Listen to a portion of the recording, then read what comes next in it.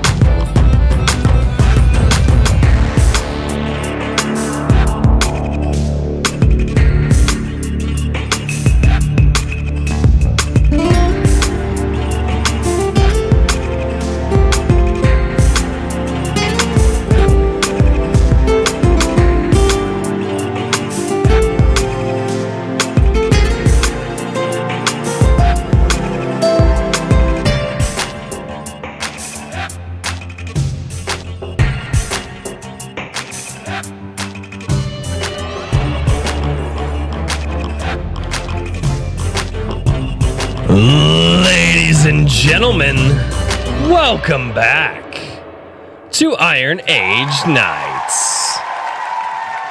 What's going on, everybody? Oh, man. Boy, howdy, it has been a week. Not a bad week, but an eventful week. I don't believe in bad weeks. I believe in eventful weeks. If you enter that language into your mind, it will get to you. Ladies and gentlemen, how are you doing? Oh, my good Lord. It has been, I am ready for the extended weekend. How about you guys? Do you guys get an extended weekend with what you, yeah, I feel like. Yes, yeah, I'm feeling it. Yep. It's one of those, I'm just like, yeah, I'm ready for it. I'm ready for it. So ladies and gentlemen, thank you all so much for being here on Iron Age Nights. And for those of you who are new to Iron Age Nights is the show that we do every single week. We are at week number 46.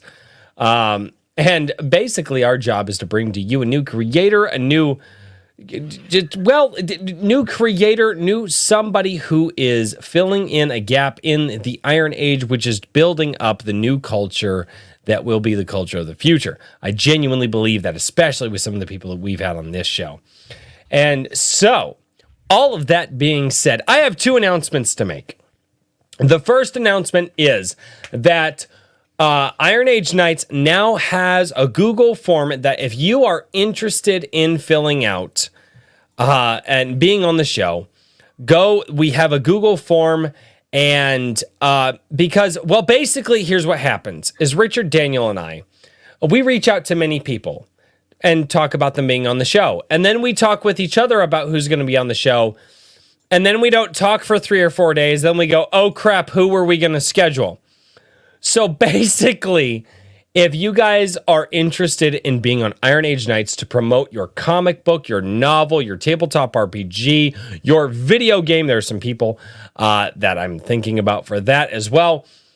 You can go and fill out the Google form, and what that does is it gives us a list of the people so it's a reminder. We can go, oh, okay, and then Richard and Daniel and I can talk about and schedule the people around their projects that they have coming out. I don't want people to think that the form is like this thing that goes, oh, you have to do this to be on the show. Completely false. If you're doing something, we really like it, we can reach out to you. This is literally just a thing that will help us remember when it comes, because we're scheduling a month. At this point, we're probably scheduling 2 months in advance. And with Richard doing Anvil, with Daniel working with all these different authors, with me just with my busy schedule and trying, I have 3 reviews that I have to read tomorrow and then film reviews and probably get out this week for different things that I have to do. Our schedule gets a little busy and we do tend to forget. So if you are interested in being on the show, fill out the Google form. The second announcement that I have to make, this is a me thing. Guys, Sunday coffee this week is most definitely not going to happen. And the reason that Sunday coffee is not going to happen is because we've got a barbecue going on Sunday, and I actually have to begin with the smoker. I actually have to get the meat on the smoker tomorrow night at 10 p.m. at the latest. And then I will be up all tomorrow night cooking food for our barbecue that we are doing on Sunday. So Sunday coffee is probably not going to happen this week.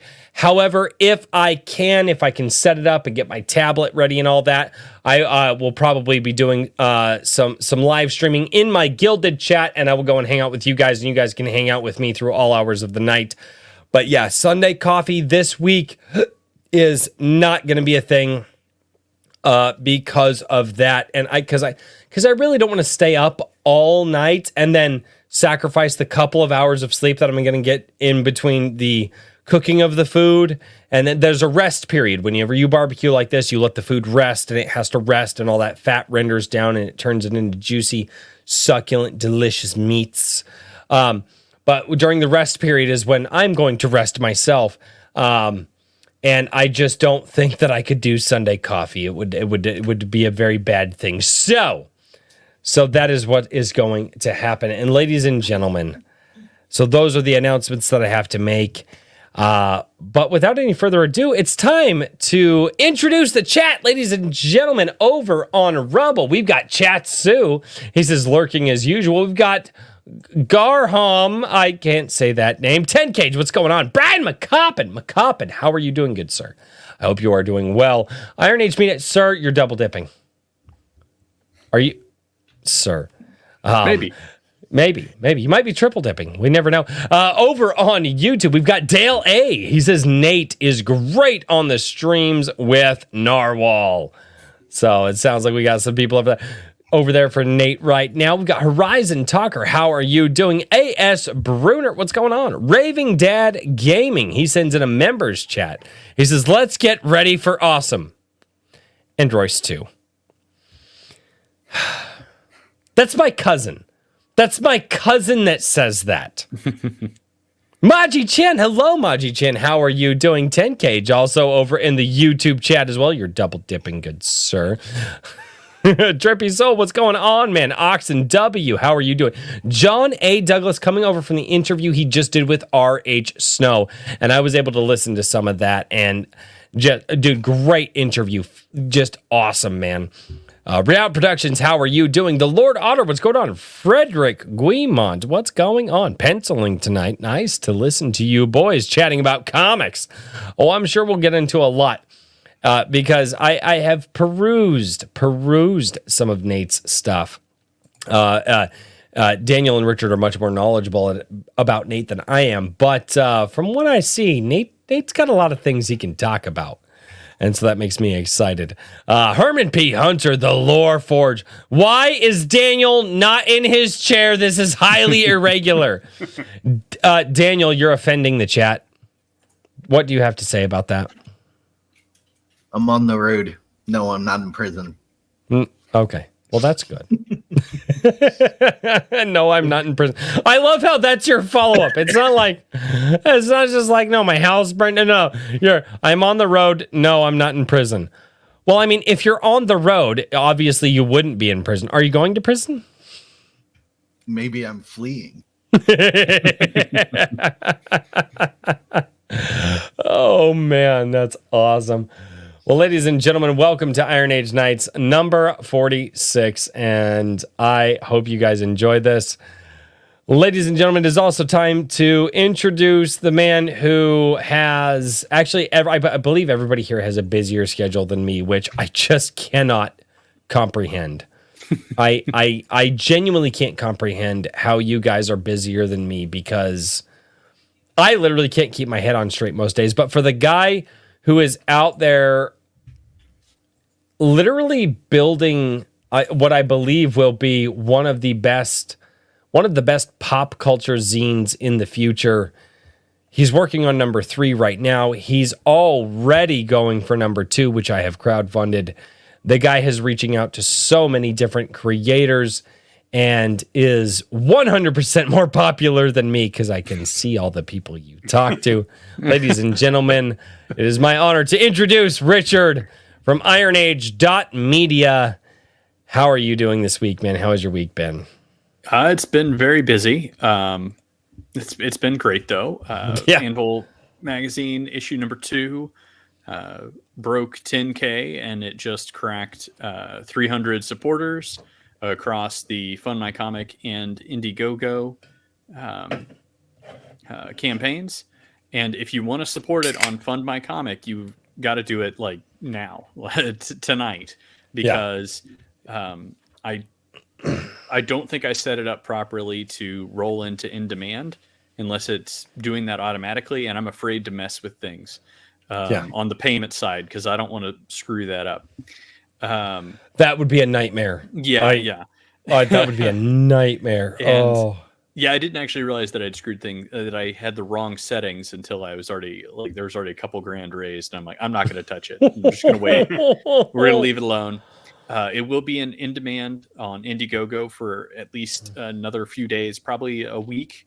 And that's basically just going to be until I get an order in with the printer.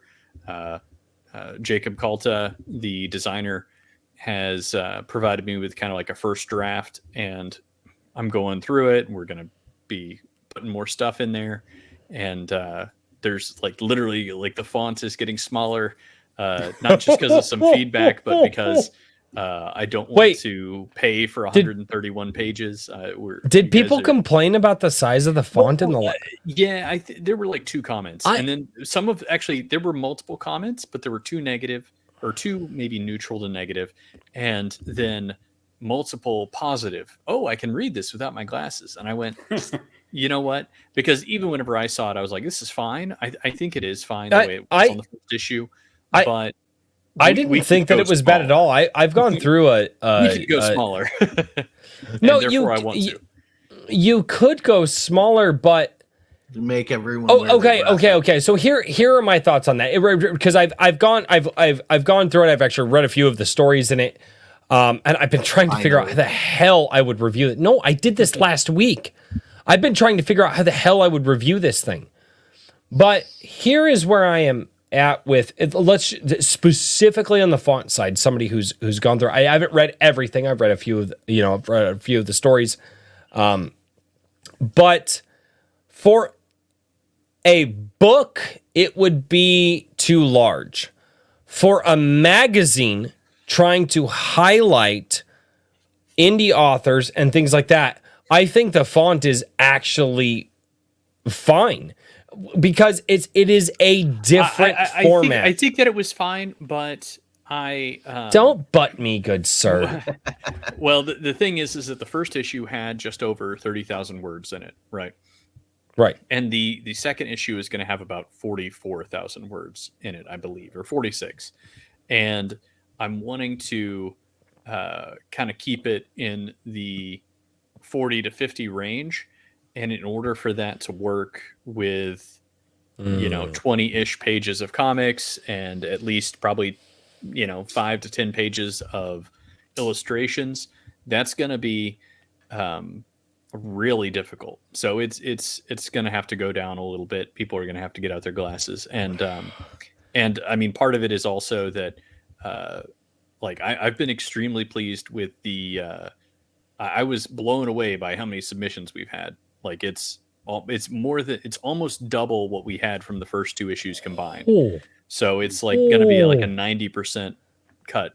And that's if I do the 40 or it's going to be if I do 60. So it's more than 90%. Jeez. So it's very difficult. So I'm trying to figure out ways to get as much as possible into the magazine so that the readers get the value, and also as many authors as possible get a chance to get themselves out there. I will say this. One of the things that really, really disappointed me about the first issue is when you did the Herman P. Hunter spread, you didn't put his catchphrase, "Buy my book." What the hell? Big yellow and reddish letters. Like, Yeah, I literally, because I saw that and I was like, oh my God, it's Herman's. Like, it's his ad there. And I as soon as I saw that, I was like, where is Buy My Book? There's no Buy My Book. He came up with the ad. So, So it's his problem. Okay. Yeah. I need to say this really quickly. Hedge, you suck. You had a perfect opportunity to immortalize your catchphrase of "Buy my book" in print on page in my special collector's edition that makes fun of me, Anvil, and you chose not to. Hedge, you disappoint me. Well, actually, believe it or not, in your version, the ad is that way in there. Oh. But I can't open it because if I open it, it ruins the collector's value. Yeah, I can't. Yeah. But okay. it is that way in that it is in mine. Oh, okay. Well, I'm glad to. Just in yours. I still haven't opened it. I'm actually going to get I'm literally thinking about getting my wife's vac sealer and vac sealing that thing. I'm dead serious. That's definitely what you should do. Therefore, I'm being 100% serious. Because I believe in what you're doing, and I absolutely believe that what you're doing here, if we can continue everything that we're doing, I'm just the YouTube guy, like I'm not even as important as you guys, but if we can keep doing what you're doing, like issue number 1 being specially wrapped in that, like I'm gonna make like a lot of thousands of dollars off of that in the future. It's gonna be fantastic. So which also I found out that my ISOM 2 is possibly a collector's edition as well. Awesome. You know how I found that out? Because Eric July admitted in one of his videos that there were ISOM 2s that went out with spelling errors. But they corrected it before they fulfilled the rest of the campaign. So a lot of day 1 issues have spelling errors in it, which means that there are a limited number of ISOM 2s out there with spelling issues. And that means I have one of them because I have one of the books that he was talking about, which because they corrected it. So that means that I have a limited ISOM 2. That's how I look at those things. When a creator's like, oh crap, like we sent you one with like a misprint in it. That's not a misprint, ladies and gentlemen. That's a collector's edition. Because if it blows up big, it becomes like, wait a minute, you got day 1. So all right. Ladies and gentlemen, I have to there is a man who loves to fight with the king of the Iron Age. He loves to fight with him. Not only that, for your battered and bruised story that you have sitting in the depths of your mind that you like to keep in the closet after battering and bruising your story. I don't know why you do that to your stories. This man comes in and says, no, it's okay. And it's weird. It's just very weird. He reaches out to that story in your mind. He puts out the helping hand and he helps bring that story to the page. He is also the editor of Anvil, the Iron Age magazine, and also the man who loves to steal all of my barbecue sauces and my pepper spices because he decides like, oh, I'm just going to be friends with his wife and just get all... Anyway, so welcome to the thief man editor guy thing who is sitting in a very white room right now, semi-racist, who knows. Daniel P. Riley, how are you doing? Doing all right. Very tired. I'm not sure I'm going to make it through the whole stream, but I'm here for now. I literally have another energy drink. I already have one energy drink in me, and I will drink another one. So, how did you like that intro? Boy, that was not my best. Started off like I was some sort of rescue ranger, and then it just spiraled out of control from there. It meandered around. You're just rescuing all of the sauces from Royce. It's fine. No, it's not fine. No. Okay, Nate, are you aware of this? We have a garden. My wife grows all of the spicy peppers and all of the not spicy peppers I have multiple of the top 10 world's spiciest peppers in my garden right now. My wife loves making barbecue sauces. She loves it. And this bastard over here in the white room has the audacity to be like, hey, I'll pay you monies for the barbecue sauces. And then all of a sudden, like, hey, babe, where'd the barbecue? Oh, I sold them to Daniel.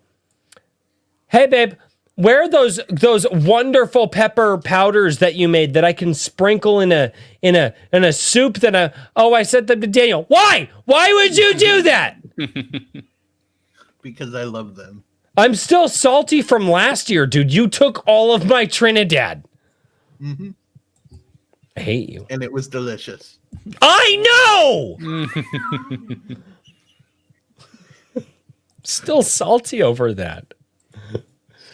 Anyway, before we introduce our guest, I do have some super chats to read because once I read these super chats, we're going to get into the show. We're going to introduce our guest, and it's going to be his show from here on out. Ladies and gentlemen, Maji Chan sends in $2, and she says, no seat of power? Who are you? Very good question, Maji Chan. That is a very good question. It is not Daniel. I'm currently an outlaw. See. The Ultimate Kahuna for $1.99 says, I backed Anvil issue 2 last minute. So, whoo, yeah. I backed it on Sunday. I literally looked at my wife. I was like, hey, babe, have we backed Anvil yet? And she goes, I think so. And she looked, and I was like, here's the thing is, so much was going on. And it felt like Anvil 2 went by so fast. It did kind of, yeah. Like, I forgot to, I don't think I told my wife that you were doing another issue. And I was like, no, it's this one here. And she goes, okay. So she actually went through and she's like, well, Indiegogo or Fund My Comic. I was like, Fund My Comic, back it on Fund My Comic. And so we backed it on Sunday. But yeah, that was, dude, Anvil issue 2 felt like it went by so much faster than the first one. Yeah, it really did. I didn't have the same hype lead up to it. I didn't, and if you look at the, like the support profile for it, in terms of time, it's radically different than the first issue, because the first issue in that first week was like, nuts. I mean, the first day was the biggest day, period. Yeah. And then we had another spike whenever Razor Fist shouted it out, and Razor Fist also launched his crowdfunder. Yeah. And we had kind of like a spike on the last day. And then he also worked with you to do a 10-page preview of his. Yeah. That was the preview physically was there. Yeah. And so it was very different. But this one, all I can tell you is that I have learned to appreciate how incredibly powerful email lists are. Our first day was get one started good, so bad, but it was smaller than either of the email list days. I sent out 2 emails right in the middle of the month, and then just right at the end of the month, and both of those days were and the 48 hours after that were bigger than the first 48 hours both times. So it was it's kind of one of those things where it's like, man, people say make that email list, and people, and it's very true. I've pointed people to Substack because you can download your email list, but make sure you're downloading it regularly, and that thing is valuable. I wonder if I can get an email list from Gilded. I would love to be able to. But I need to do that. That is one thing I've been thinking about. I will have to talk with you about that for sure. Herman P. Hunter, the Lore Forge, for $5 says, the catchphrase is actually encoded in the ad as an anagram. That's also true. Here's the problem is I don't have my open edition here. It's actually up by my bedside, and I thought you were going to say the prove problem this. Was, well, never mind. No. Sir, stop it. We're in the beginning of the show. Maji Chen for $5 says, can we get a Shalar ad in Anvil number 4? Semi-joking on this. I still haven't opened up ad sales for issue number 3, so we can play around. We can see what we want to have. Hit me up if they're doing a Shalar ad. My wife and I might be able to contribute to that. Because... Dude, it's the meme book. We'll roll it back into something else. You know what I mean? It's like, I gotcha. All right, Joseph Peck. Joseph Peck for $2 says he's stuck being salty because he's spiceless. Fuck you, Joseph Peck. I wouldn't be spiceless if the dude in the white room right now with potentially psychologists standing around him wouldn't stop propositioning my wife with money. She'll sell you spices and barbecue sauce. I hate you all. So, Daniel, who are these people that you keep referring to that you're talking about? These strange influences on your life? Anyway. They're here in front of me. They're here in front of me.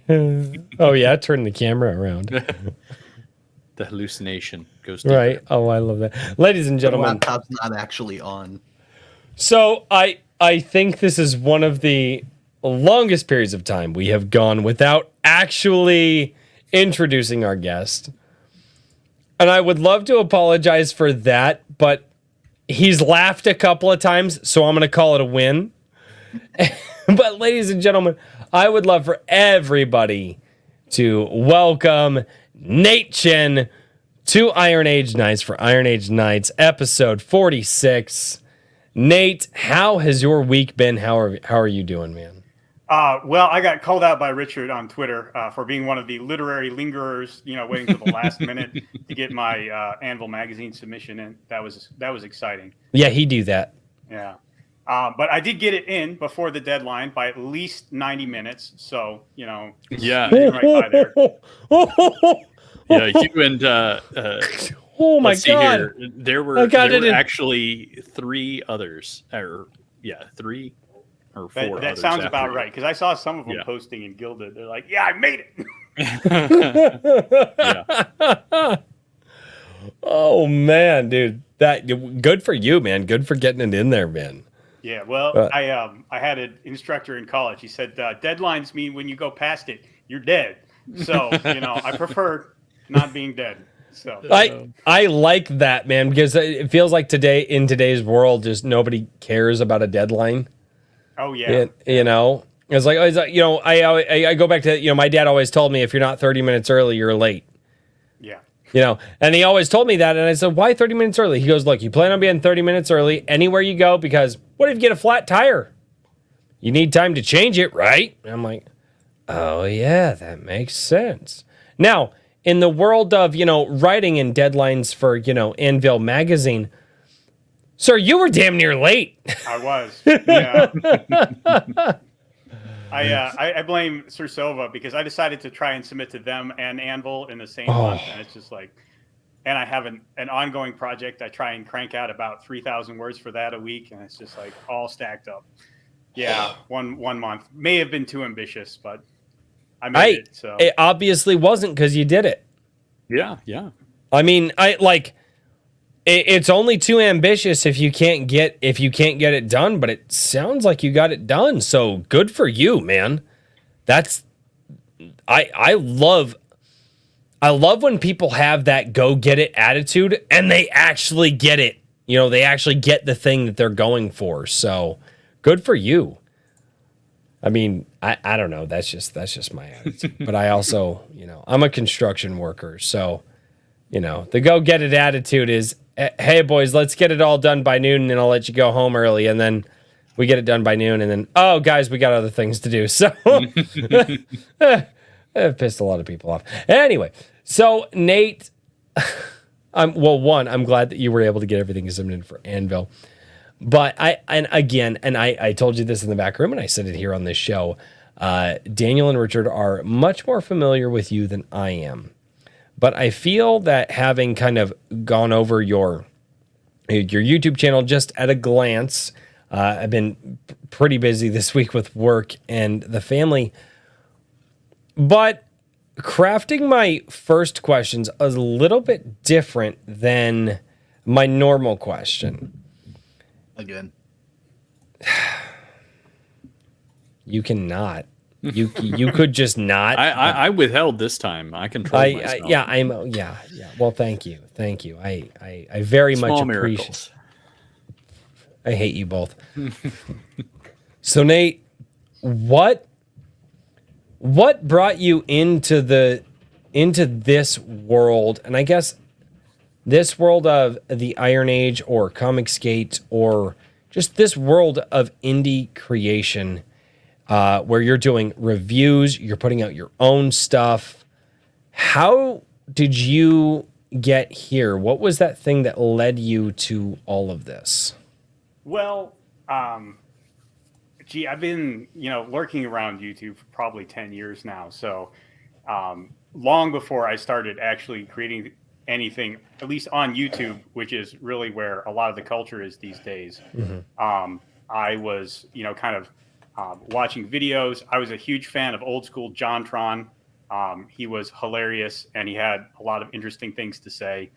But I really thought I had something to say about the Comicsgate era. And like a lot of people, I first, kind of got into the movement away from mainstream comics with your boy Zach. And I was looking at doing a comic myself at the time. I was just kind of like, what is popular in comics right now? Because I've read manga since I was in college. But I know there's a difference between that and mainstream comics and web comics. Web comics is also something I've followed for a long time. But I'm like, okay, so mainstream comics, what is going on there? And I just did a search on YouTube for comic reviews. And, I think he was Diversity in Comics at the time. That's what came up. And so I started watching that. And that kind of pulled me back into the Gate movement because I followed Gamergate for a little while. And that quickly devolved into drama. And I was just like, okay, I'm out. There was some interesting stuff happening here, but it's mostly over. And once we started doing comics, I wanted to make my own comic, but I also found your boy Zach is entertaining and he can say some interesting stuff, but he reacts to stories in a very emotional way, which is fine. That's an important part of understanding a story. But I studied journalism in school. I studied with not like a professor. Yeah, I know, shameful, but it was not as shameful. No. Journalism, if you're following the tenets of journalism, is not shameful. What the people who claim to be journalists nowadays, where they are just political shills, they're injecting their own political ideologies and stuff, that's not journalism. And I would love for people to make that distinction is, there's actual journalists who believe in, the ethics of journalism. And then there are these,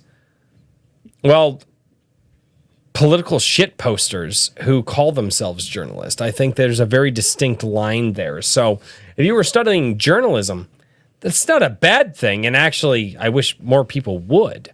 Yeah. But and I think one thing you see with a lot of especially the journalists of the last 10 to 15 years, they studied with professors who were not actually journalists, like they studied with writing professors or something like that.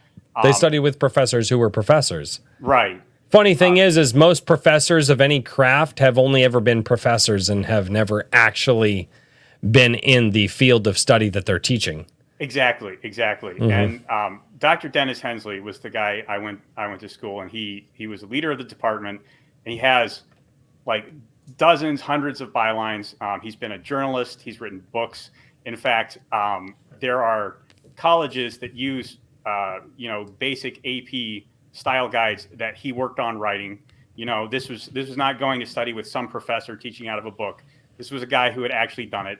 He also served in Vietnam, so he understood what it's like to go and survive stepping on a landmine. So yes, holy shit. He had a lot of fascinating stories to tell. He knew the industry inside and out. And that's where I learned things like when you go past the deadline, you're dead. Just don't expect them to accept anything you send in. He was very realistic, hard-nosed, and professional about it. And at the same time, he had a lot of chops as a literary critic.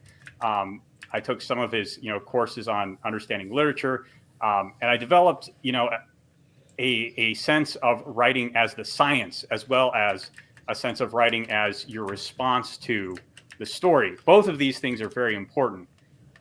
And I thought, maybe someone needs to talk a little bit more about the science side of it. I know there are people like Brandon Sanderson. He has this whole big series he does, but and I haven't watched a whole lot of his podcasts, but I know that a guy like Brandon Sanderson, he doesn't want to be critical of other writers just because he's so big. Like, you know, you can make or break someone's career just with an offhanded statement. Yeah. I'm a small guy. Like I can be harsh but fair. I try to be harsh but fair in my criticisms of storytelling. And I think specifically the indie sphere needs some of that, just so, like, not as the, you know, dunking or the drama channels, but someone who says, okay, you know, indies want to be good, and we need some real serious feedback to get good. Okay, so I would like to ask you a question because I end up doing some reviews and stuff on my channel, not very often because time, but I do try to lead with the positives. And then later towards the video, especially because I know how YouTube works and people drop off more towards the end of the videos, but I do try to lead with the positives and talk about the positives. And also, I kind of have a hard and fast rule that if I absolutely hate it, it's not a thing. It won't appear on the channel. I don't feel that that's productive. But if I feel the book is, you know, 65, 75, 85% there, I will lead with the positives of the book, and then towards the end of the review say, okay, you guys heard what I liked about the book. Here's some issues that maybe there were some spelling errors. Maybe this part of the book just didn't make a whole lot of sense. Maybe this character just didn't, I don't know, the way that they wanted that character to appear. Just how do you tackle that? That's just the way that I tackle it, and I feel is best for me.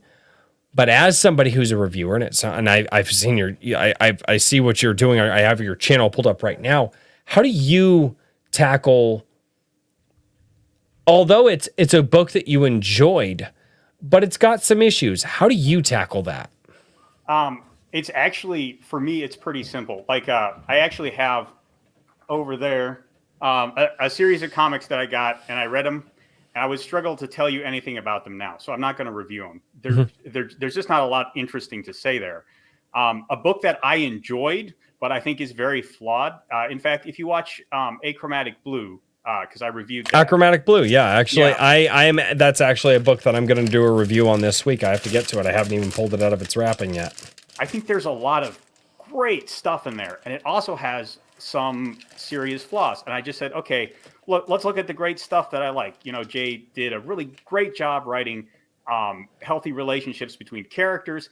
He has a fascinating setup and construction for a world that is also a metaphor for something he wants to talk about. That's brilliant. I love the way he uses color. Some of the things that happen with color and the way he weaves that into an escalating set of stakes. Ooh, brilliant. Some things that he does are really clunky, and I talk about those things as well. And you know what? Jay left a comment under there. He said, you know, he was really glad to get some feedback on it. And, you know, people say that in comments all the time. But hopefully he saw some of that and said, okay, yeah, I could make this less clunky. And I'm sorry, go ahead. As somebody who we've had Jay on this live stream. That's actually, I ordered the book because I saw him on your stream. So I wouldn't have known about it otherwise. Are you shitting me? No, you definitely got him at least one sale because that.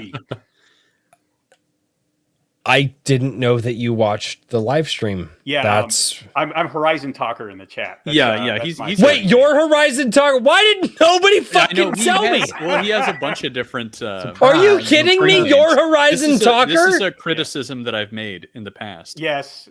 Why do you settle down, man? Pick Nate something. Hides behind a million names. Yeah, we can't remember them all. Okay. Let's get this straight. So on YouTube, your Art Table Talks. Is that correct? And then on Twitter, you're like back to the draw. No, but also on YouTube, he's Horizon Talker. Ladies and gentlemen. And then somehow he comments with Horizon Talker. Yeah. Ladies and gentlemen. Okay. Then he's Nate Chen. That. You gotta. Okay. You need a guy. What? If you're not going to pick one, you need a guy. All right, sir, pish posh with you, sir. What? That's an honor. I mean that genuinely, because Fuck off. No. It's so... It's still such a crazy feeling to be able to talk with people who are here, who are fans of the channel. Like, Horizon Talker is a name I've read out many times on many live streams for quite a long time. And to be able to sit here with somebody who's like, no, I watched the show. I'm a fan of... Just one, thank you. And two, just what an honor that I get to be in the world that people who watch this show are in a creative space where they're writing their own things, they're reviewing other people's stuff, and they are pushing forward with, I believe, the same vision that I have. Just that's so crazy to me. Holy shit. Like, if you would have told me Horizon, I'd have plastered Horizon Talker all over the freaking thumbnail for tonight's video. That's so freaking cool. Sorry. I am still small enough to actually be like, wow, I appreciate you. Thank you. And I hope that never changes, at least on my end. But dude, that's so cool. Now you're Horizon Talker. Now you're going to change your name, and that's going to piss me off. Like, where Horizon Talker? Horizon Talker is the channel I've had longer. I started it to just do like short vlogs, updating people on what I was writing, and nobody wants to watch that. So that channel has like 20 subscribers, and so I spun off this other channel to do reviews and other stuff on, and that's just grown more. So that's awesome, man. It is kind of a weird place, but that's awesome. Well, dude, and like I said, talking with Jay, and I've popped into his live streams a couple of times. I mostly lurk. I popped into his live stream the other day when he had Michael Bancroft on, and I will say this: Jay, I believe, is a genuine guy. When he came in to this live show, the man's ability to read the chat and go, oh, everybody gives this a drink with crazy guy shit. Everybody does. That's just so that and he 100% meshed with the chat, gave me shit the entire time he was here, totally fit in. And then when I pop in and I say something on his live chat, he goes, oh, a drink with crazy, what's going on? And he remembers me, and I'm like, well, that's weird. And then when I was commenting when Michael Bancroft was on, he ended up giving me a really big shout out on his show, or what I felt was a really big shout out, and telling people like, hey, like if you're doing a book, if you're doing a book, you need to hit up this A Drink with Crazy guy, because like he's if you're wanting to promote, like he's the guy to go to, and so on. And so I do feel that Jay is absolutely genuine when he pops on and he's like, thank you for the feedback. I really don't get a disingenuous vibe from that. You seem very authentic on your stream, and I really don't have a whole lot else to go on. Like when I first made that video, I didn't even know if he had a Twitter handle, so I had to ask on Twitter if anyone knew what it was. Yeah, the drunk 3PO, yeah. And well, so man, I see, dude. So I've got to ask you this, because there's a very good chance that in the future we bring these people on. But I see that you just recently reviewed Boobs of Steel. Yes. And for those who don't, people hear Boobs of Steel, and I had a radically different idea of what that book was when I only heard the title. Yeah, it is not what it sounds like. No, I've read the first few pages of it, and it is totally freaking different. Without going into spoilers here, like, what do you, it's a history book is how I read it. Yes, it is nonfiction.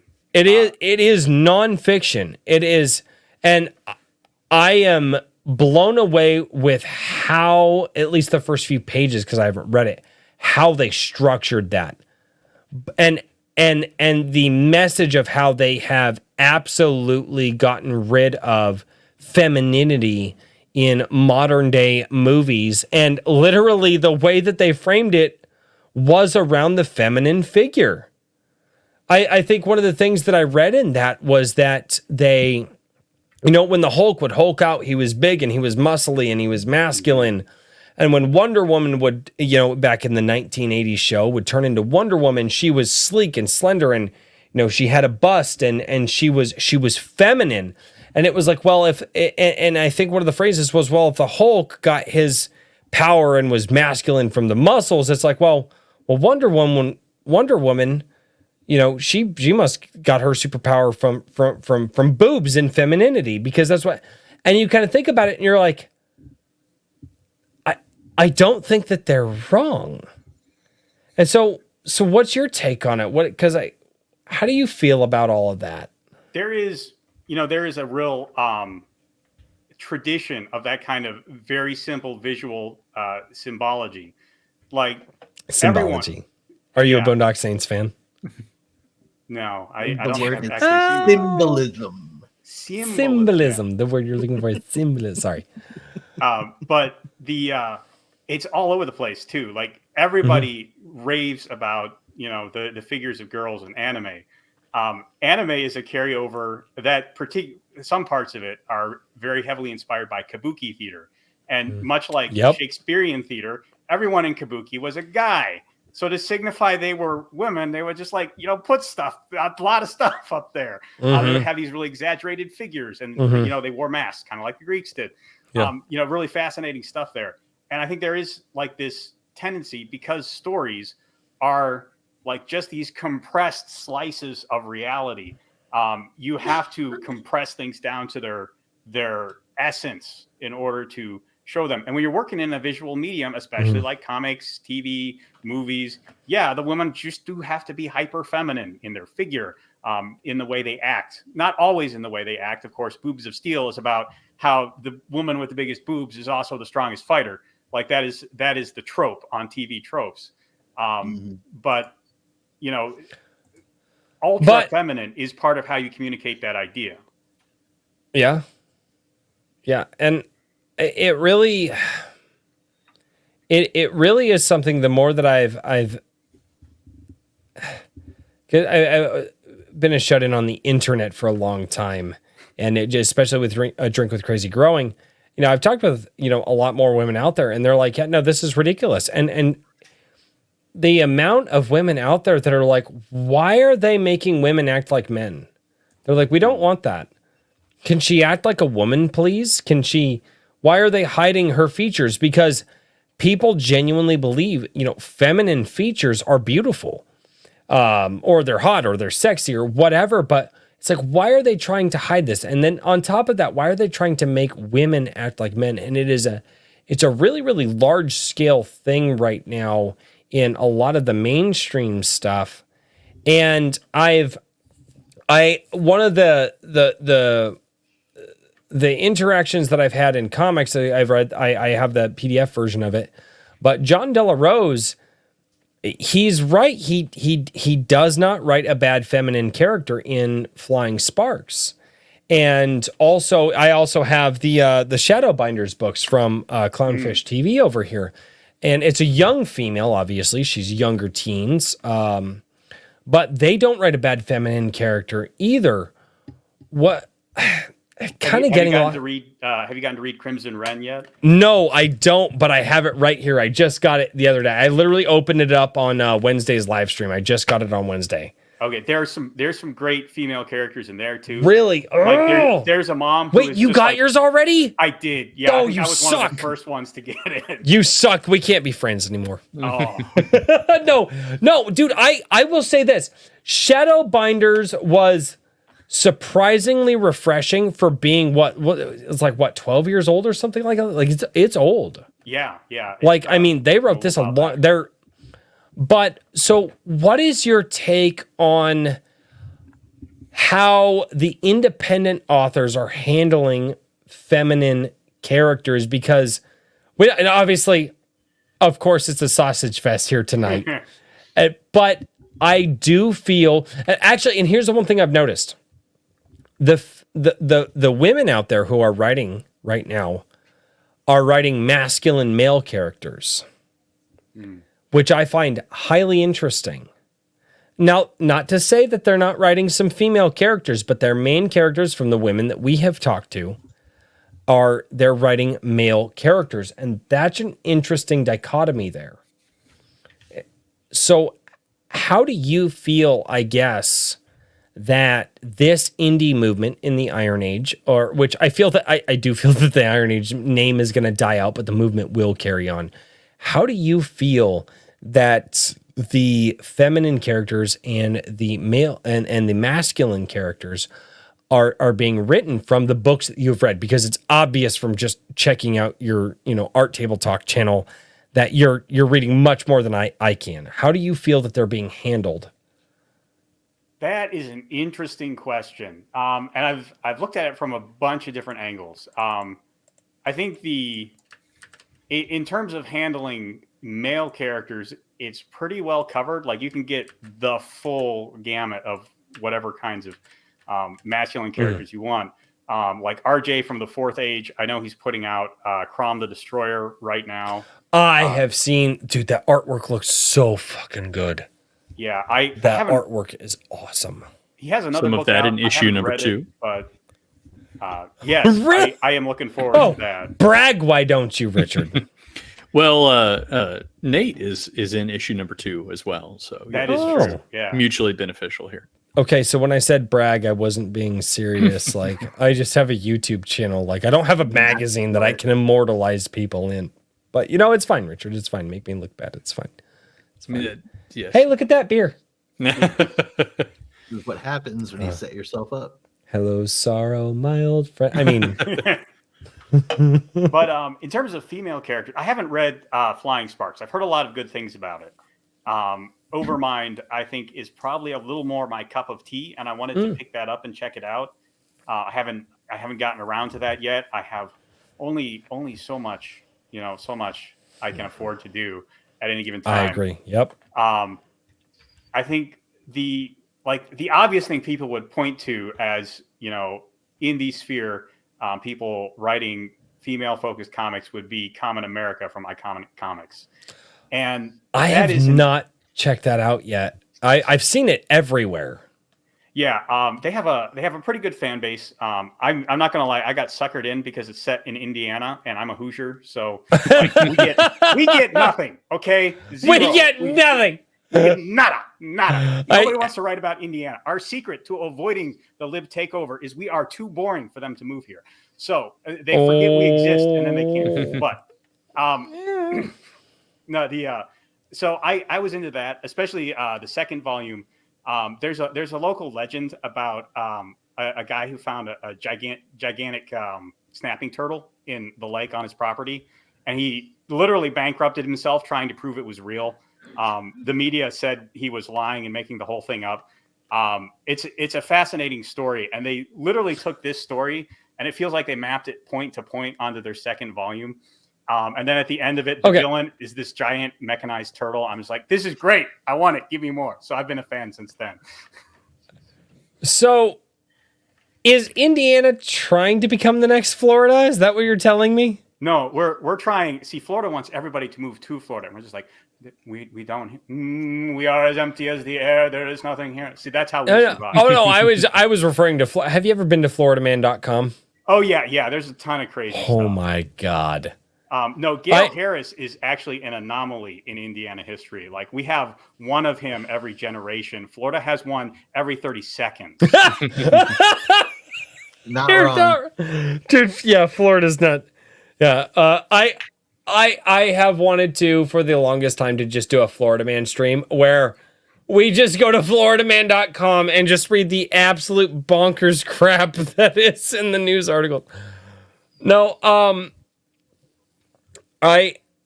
so Common America, because I haven't had the chance to check it out. Obviously, the characters in the covers, they're designed to be very attractive. But is there that notion of femininity in there? Because because I'm on Twitter a lot more, or Twix as I call it nowadays. I'm on Twix a lot more nowadays. And I believe it was a response to a Literature Devil thing, is there was all this like stuff about like these strong female characters. They're powerful. They can do this. They can make change. They can make this and they can make that. And I was like, it's funny how they never mention that these female characters, can care for, can nurture, can, strengthen a household, can do all of these things. Because that's how I see my wife. Like, because I mean, just like every man, we all have our bad days. And when I definitely have my bad days, my wife is there and she's like, hey, look, I got you, because you got us. And like, when I need that, like, and I listed all of these things. They can care for, they can nurture, they can heal, It's funny how these movie producers will list all of this stuff about all these girl bosses, but they won't actually list the things that are feminine, that are true to women, and how the actual reasons that women are important to society, and that they can bring forth the fruits of generations, right? Men, we can teach. I can teach my son how to run an axe, like I was doing earlier today because we were chopping wood. But my wife has the ability to teach my son how to care for. And me as the dad, I just don't have that thing. My mom taught it to me as well. And I understand it and I can do it, but I don't know how to teach that.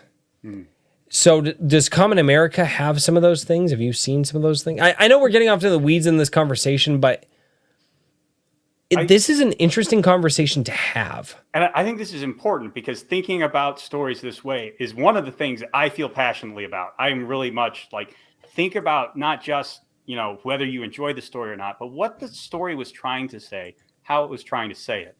And in Common America, there is a little bit of tension there, because when you're writing about a female superhero, the superhero thing is you go out and you beat up bad guys. That's inherently safeguarding a culture that's a primarily male role, right? But what women do is women always have, and probably always will have, the moral authority in a society, right? Yep. What do women do? They say, hey, this person's causing trouble, go and beat him up, right? That's the toxic version of it. Right? I've seen that in bars. But oh yeah, all the time. It's a trope. Why? Because it's what women are. It is their role in society. Because women do have the one thing that so many people don't recognize in society and in storytelling, and I think it's why so many modern day Hollywood stories have just eviscerated this, is they don't understand women and the power that women have, and the cultural sway that women have. It's funny.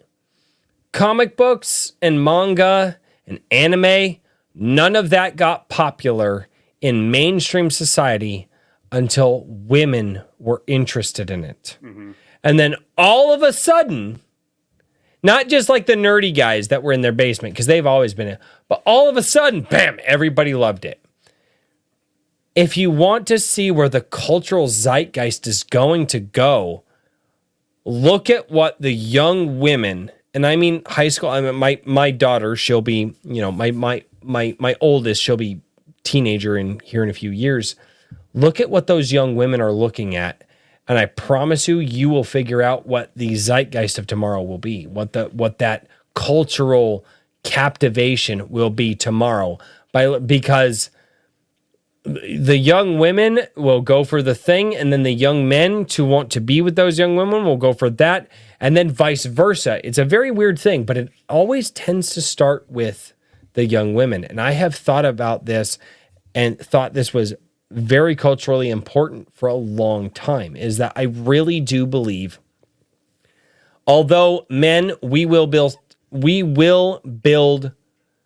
infrastructure for society. We'll swing the hammers, we'll pour the concrete, we'll install the infrastructure. But on the cultural side of things, I've experienced it starting with the young women first. Am I wrong on that? Where do you think? And maybe the women in the chat, because I know our Snow is down there. Where do you think? What do you?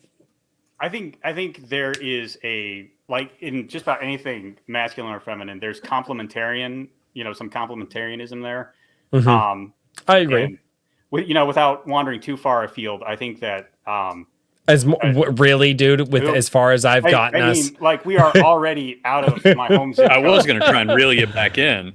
Yeah. Why didn't you? Why did you just let me go, Richard? Well, no. But We always let you go. I think at a core there are certain responsibilities that both sexes have to acknowledge and start working on, and like for men it is define and build up the infrastructure, hold the line against decay and entropy. For women, it's very much knowing about it is that comfort and that nurture, and there are some. You can show that in big ways. You can show that in little ways. One of the things I really like in Common America is there is the main character is Carly, and she wants to be a fashion designer. She makes clothes, right? And one of the pivotal character moments for her early on is after she has a gig, she loses it because of shenanigans we don't need to get into. And as she's walking down the street, kind of bummed out, she happens across a homeless woman, pushing her little cart along like they do. And she stops to give the homeless woman her scarf. And this becomes a pivotal moment for her, not just because there are character implications and a lot of stuff builds off of that, but the scarf was something she made with her own two hands. And she couldn't, spin her creative ability into a fashion brand like she wanted to, but at least she could keep someone warm with it. And that is a feminine moment. That is a perfect feminine moment. And that was the tweet that I had put out. That was like, we're women who nurture, they heal, they care for, they build up. And at least 3 of those things are in there in that moment, because you're giving a scarf, you're caring for, and you're nurturing someone, and you're building someone up by giving that thing. Well, and she's taking note that there is someone here that most people have overlooked, because I overlook homeless people all the time. I used to work in a library. They're like the scenery to me at this point. She saw someone suffering that needed to be cared for, and that is also a feminine sense, because I'm a guy. I just look past that. I'm a guy where you were just like, oh, you're suffering, toughen up. This is what we do every day, 24/7. Well, I'm like, dude, and I'm a guy, and I get that thing. I'm like, dude, get a job. Right. Like, there's a help wanted sign right over it. You're standing on the street corner, and 40 foot behind you is a help wanted sign.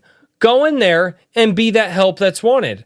Like, that's my mentality, because I'm a guy, and that's just how I was raised. Well, like I said, I used to work in a library. There's homeless people in there all the time, because it's a great place to take shelter. I talked with a lot of them because I like talking to people I've never met before to learn what makes them tick. Almost all of them want to be homeless. They don't want to, like, they'll say, I don't want the responsibility of keeping my own place up. And and that's a thing, man. And I'll get into my theory of evolution on that a little later. I might have to continue that conversation on Sunday Coffee 2 weeks from now, because I do have a theory as to why there are some people who want to be homeless, and it's a really convoluted theory of how modern society is conflicting with the naturalistic sense inside of the human evolution. It's a weird theory. It's probably not founded in anything, but I think it's interesting. But I never thought that we would have this conversation tonight, but it is a conversation that I have had many times before, with my wife, with friends of mine. And a lot of us have talked about it. We have all wondered, why are they just trying to, in modern Hollywood media, eviscerate the differences between men and women? I have my theory of it, and I firmly believe that. I've said that many times. But instead of asking why do they hate, men and women so much, and why are they trying to erase them, I really enjoy where the conversation's gone tonight, asking, well, wait, what is feminine? What is masculine? And what do they do? So what are some stories that you have read? Because you've described Common America. Can I modify this? Go what for are some it. stories that you've written that you would say exemplify this? Because I know that you have a lot more work than what I've read. But if somebody's interested in this topic, what's a good jumping in point? If you have anything like that in your work, a good jumping in point, because I don't stick to a particular genre. I'm probably not ever. Well, I take that back. I have one very large series that I may write one day, but I don't know if I've ever really sat down to write like a huge epic arc about a single set of characters. Mm-hmm. And Richard, you've read some of my Neurona stuff. There isn't really a protagonist to any of that. I just pick out. I have a sense of a nation, and there are all these folk heroes running around doing, weird small folk hero things. Yeah, folk hero things, and that's really interesting to me. The Roy Harper Adventures, which is the piece of web fiction I'm writing right now, similar thing. He's famous in the Colombian West as a guy who kills monsters and brings in outlaws, but he's more of a folk hero than he is an epic hero. So yeah, but I mean, I was even thinking of, I think it was the first Neurona Bravos story, the Lady of Marble, I think it was, or Lady in Marble. I'm not sure which one it was,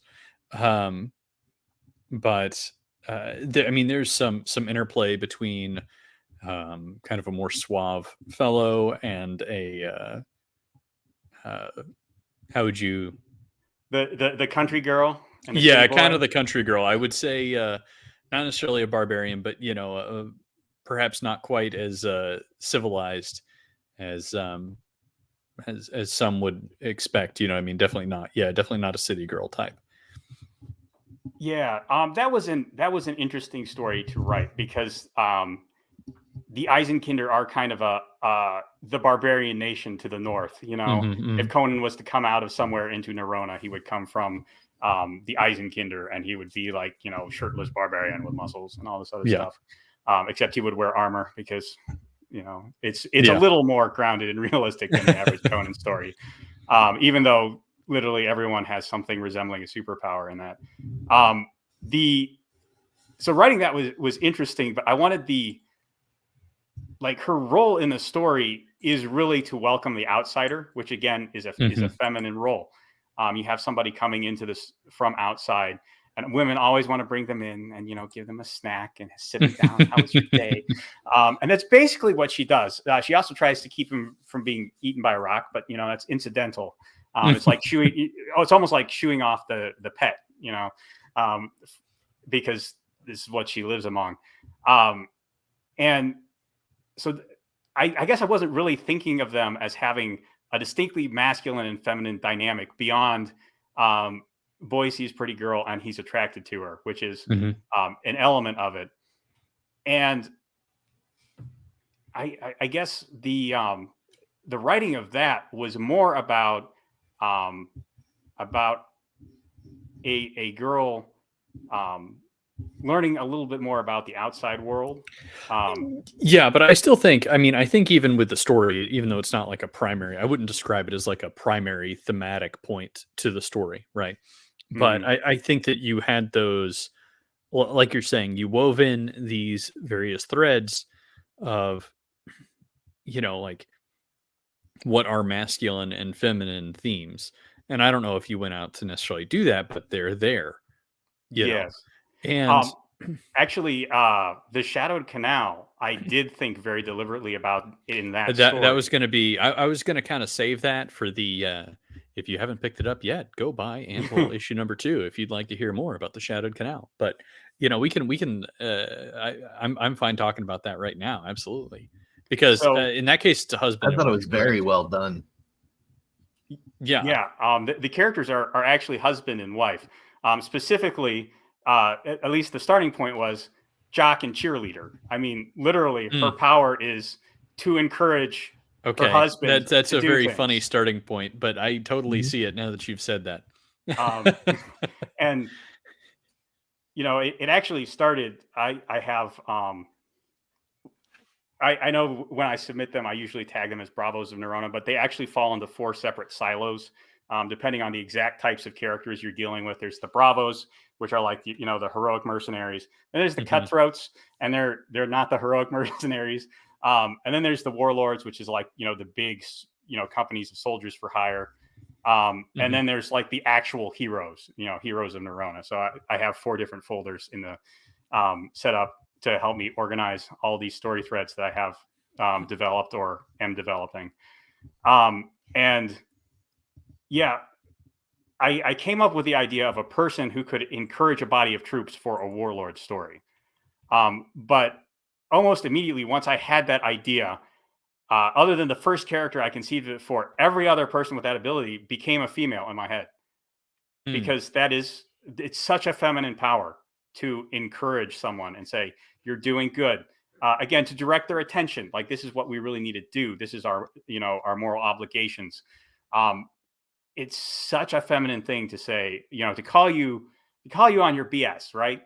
And yes, I mean, sometimes you need another woman to call a woman on her BS because men seem to really suck at that. I don't know why. But that as soon as I had that idea of a person who just encourages other people to reach their maximum potential, I'm like, oh, this is such a feminine ability. And there are now like 3 or 4 other, female characters with a gift of command who use it in slightly different ways.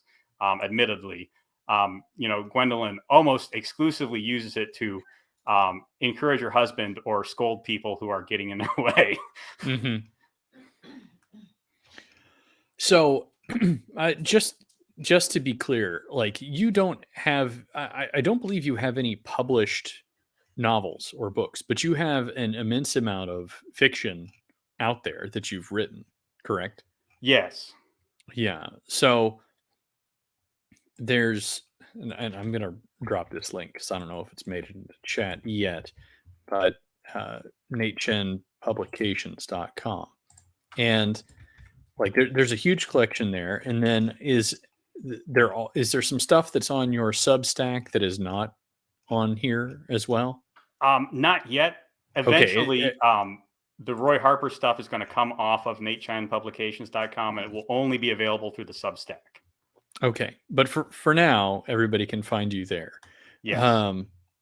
So, you have a number of projects, and to be honest with you, I've followed I would say I think I've followed most of the Roy Harper adventures, but not all. And then I believe I've kept up with the various Neurona Bravos. And my God, there's like an autoplay ad on Nate Chen that apparently just deafened me and scared the crap out of me just a little bit. Well, let it run because be careful. Somebody else go look at it because I'm gun shy now. I closed it. Roy Harper. Roy Harper, is that okay? So I have to be upfront here. For some people may realize that Roy Harper is a DC superhero. Okay. Known as Speedy, Correct. Okay. Green Arrow. I knew that when I named the otherwise character. known as Arsenal. I knew the character. Roy Harper. I did not connect these 2 facts while I was writing until I was like halfway through his second story. Okay, so it is not inspired by. It's just no. It's just a coincidence. Okay, because you're saying Roy Harper, and I'm like, did he do that? No, you did. That is not an intentional thing. It is not based off of the Arsenal. Okay. No, not in any way, shape, or form. Okay. Maybe my subconscious had something to do with that.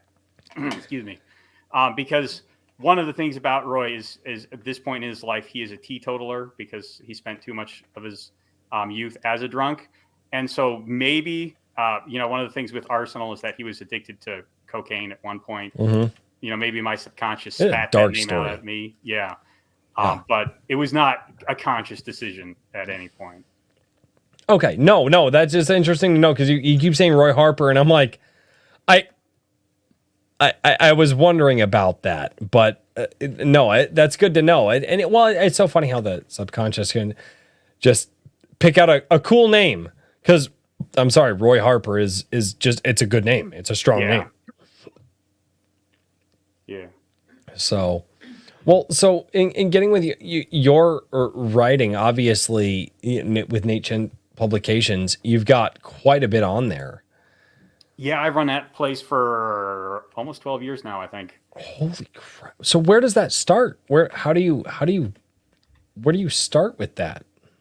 If you're a reader, if that's the question, I recommend going back and starting with the story Schrodinger's book, which I believe came out in 2016. Because there was fiction on the blog before that. I can't, in good conscience, recommend it. And at some point, I think I'm going to collect Schrodinger's book and its 2 follow-up books into an omnibus and publish that, because I think that is something I could justify asking some money for. But that is one of my rare ventures into sci-fi. At the beginning of it, we join 3 down spacers who are climbing out of the wreckage of their escape pod, and they find themselves in an abandoned building on an abandoned street in the middle of an abandoned city, which is not what they were expecting to find when they tried to reestablish contact with Earth. So, the idea is to present a mystery. Why is there these huge empty cities on Earth? Where is everybody? And why, when we came back to the planet, did our ship immediately blow up? And it was published in 2016. It was kind of inspired by politics of the time. I was really interested in what it looks like when you have a society that is so much about safety, it becomes dangerous. And that is where these outsiders that is find themselves. prophetic, good sir. If you enjoy that, the follow-up is Martian Scriptures, and the finale is The Gospel According to Earth. So I will ask the same question again, but to you. Where do you start? How did you get your start with Nate Chen Publications? You said it started 12 years ago. Yeah. What got you to that point? We had a guy say we had a guy once, Cider Hype, started with, well, millions of years ago there were the dinosaurs. And then millions of years later there was my parents, and then there was me. So you can start wherever you want in this, but how do you get to the point where what inspired you to do the Nate Chen Publications and writing what you're writing now?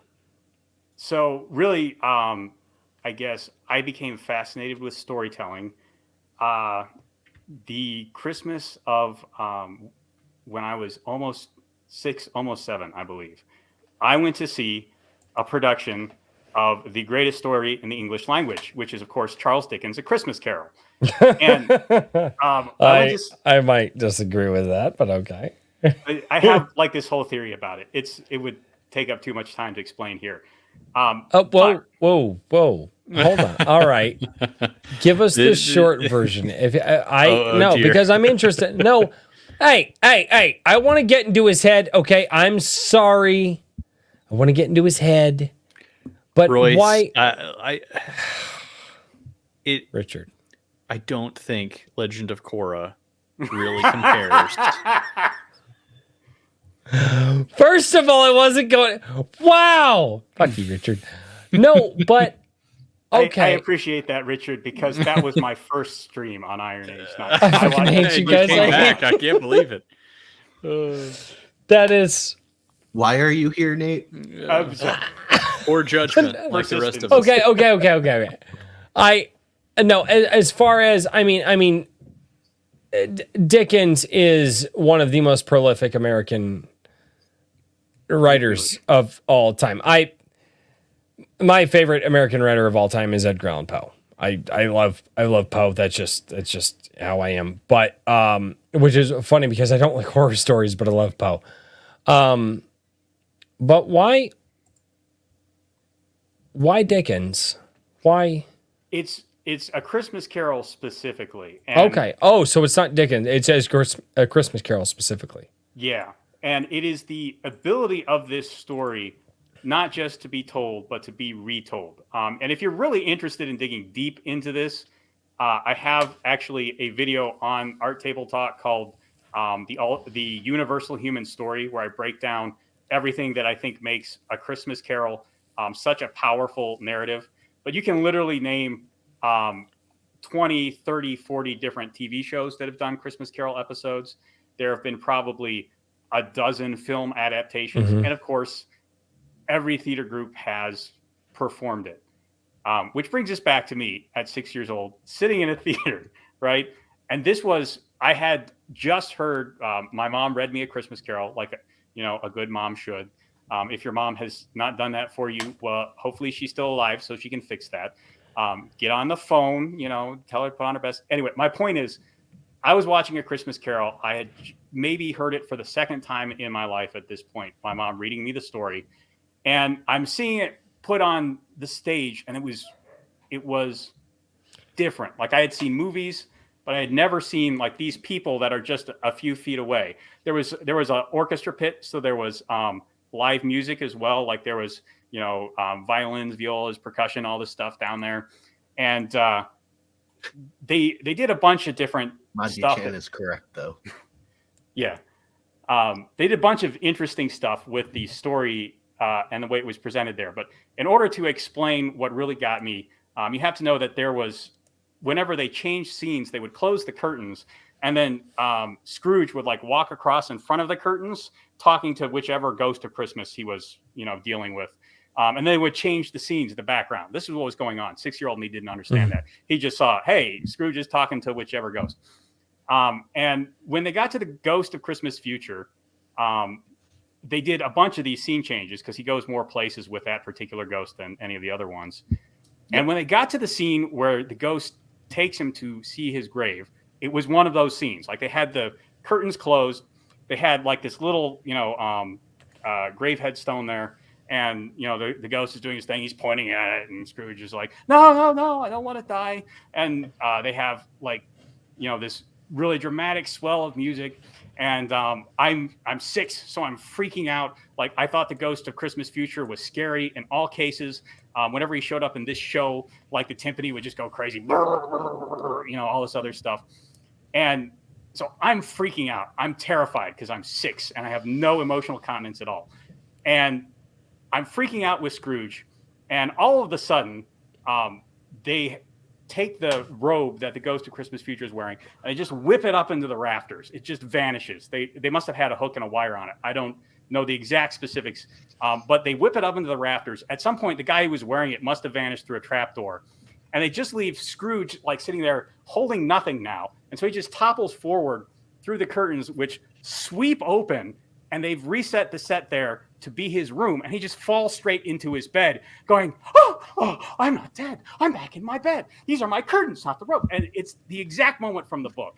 And not only did they create that moment from the book on stage, they took 6-year-old me and they put me exactly in Scrooge's mindset, because I went from being terrified to relieved, overjoyed, freaking out, because they'd just done this thing that looked like magic to me. And I went nuts. Like, if they hadn't had this crazy sound score going, and if the guy playing Scrooge, hadn't had this commanding speaking voice, people in the audience would have been going, "Did you see that, Mom?" I was hooked after that. I realized you could make moments that perfect if you just got good at telling stories. If you just thought about what you had to work with and you applied everything carefully and deliberately. And that's when I realized I wanted to do that. I wanted to make stories with those kind of moments. And, so that eventually led me to studying writing. It led to me starting a blog where I could talk about writing, where I could try and share writing with other people. It created that passion for not just how I react to a story, but how you get to that reaction. I spent weeks after I saw that play trying to figure out with my little 6-year-old brain, how did they do that? How did they make all the pieces work? How much they have to practice to get all those pieces together? It's a lot of practice, by the way. I've done live theater, and whew, yeah, I don't envy you. I don't. I don't. I don't envy you. I've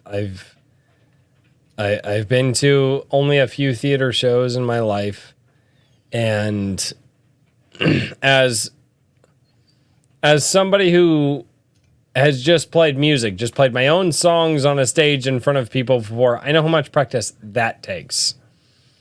And then I go, the people in the theater, I can't imagine how much practice that takes. It's baffling. It's because it's 7 nights a week. I've never done a show that intense. Just weekends, really. Like, this is small local stuff. Yeah.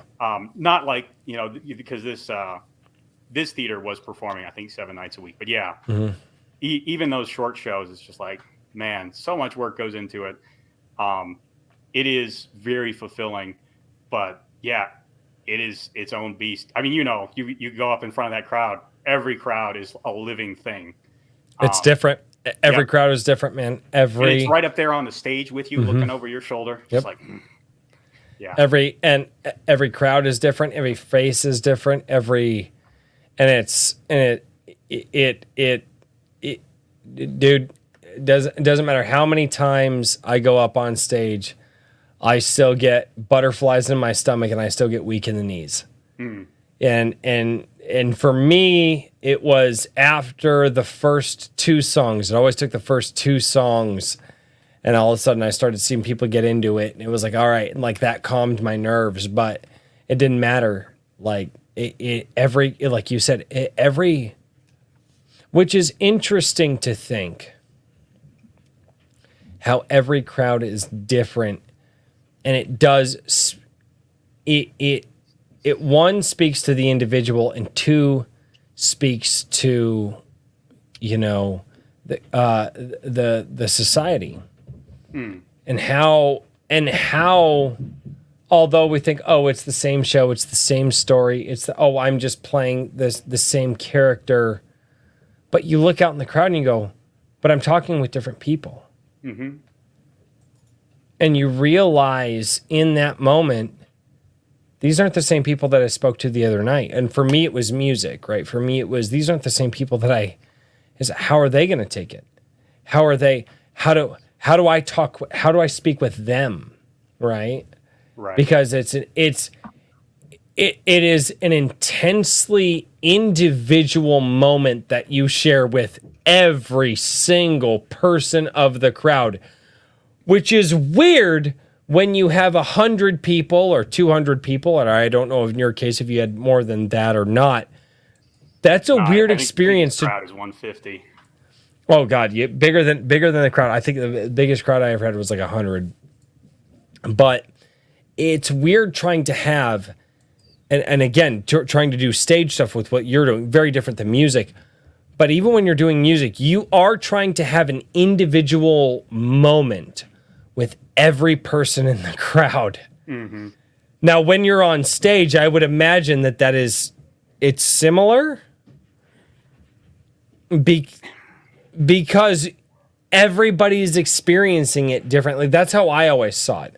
I used to always look around to find people who were engaging with what I was doing the most, and I'd try to like point them out and shout them out in a song. Which obviously you can do that with what I was doing. Right. That is a significant difference. Yeah, but with what you're doing, it's like, how do you look around the crowd and see and go, they're bored, they're having a good time, they're bored. Well, like, I'm extremely nearsighted, so I usually just Perfect. Well, I couldn't. I have 20/20 vision, so I couldn't rely on that. Gentlemen, I'm gonna have to say goodnight. I'm like falling asleep here. Sorry. Good sir. Mr. Daniel P. Riley, you have to do one thing for me. Oh no. You've got to shell. All right. I'll do my best. All right. Okay, let's see. Whimsyland.org, literary coaching and services, where I can help you make your dream into a reality. You can talk to me anytime on Twitter, or Twix, as Bryce calls it, at Mr. That's DP great. Riley. That's great. And the last thing that I wrote is Behind Richard's Head. G said I too. Pick it up, take a look, tell me what you think. Right. That's awesome. You can, I'm going to take a moment to half show for you, half show for me.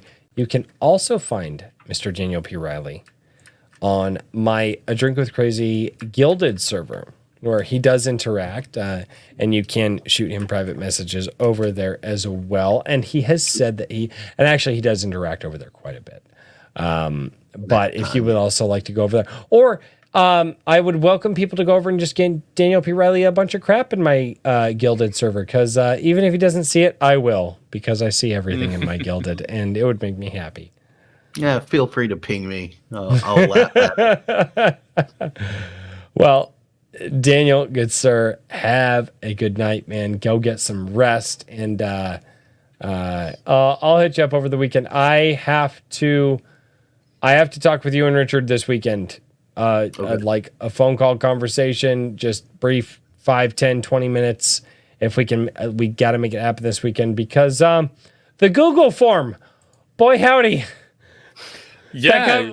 Yeah. You done sent it out, didn't you? I did. Yeah. I did that thing, and I was looking, and I was like, we could literally Bryce almost was like, book for this looks fun, and he kicks the gate open, and he goes, You said no! I literally asked Richard. I was like, "Oh, cool. So do I just share the link?" And he was like, "Yes." And I was like, "Cool." Yeah, I thought you meant share with the people who,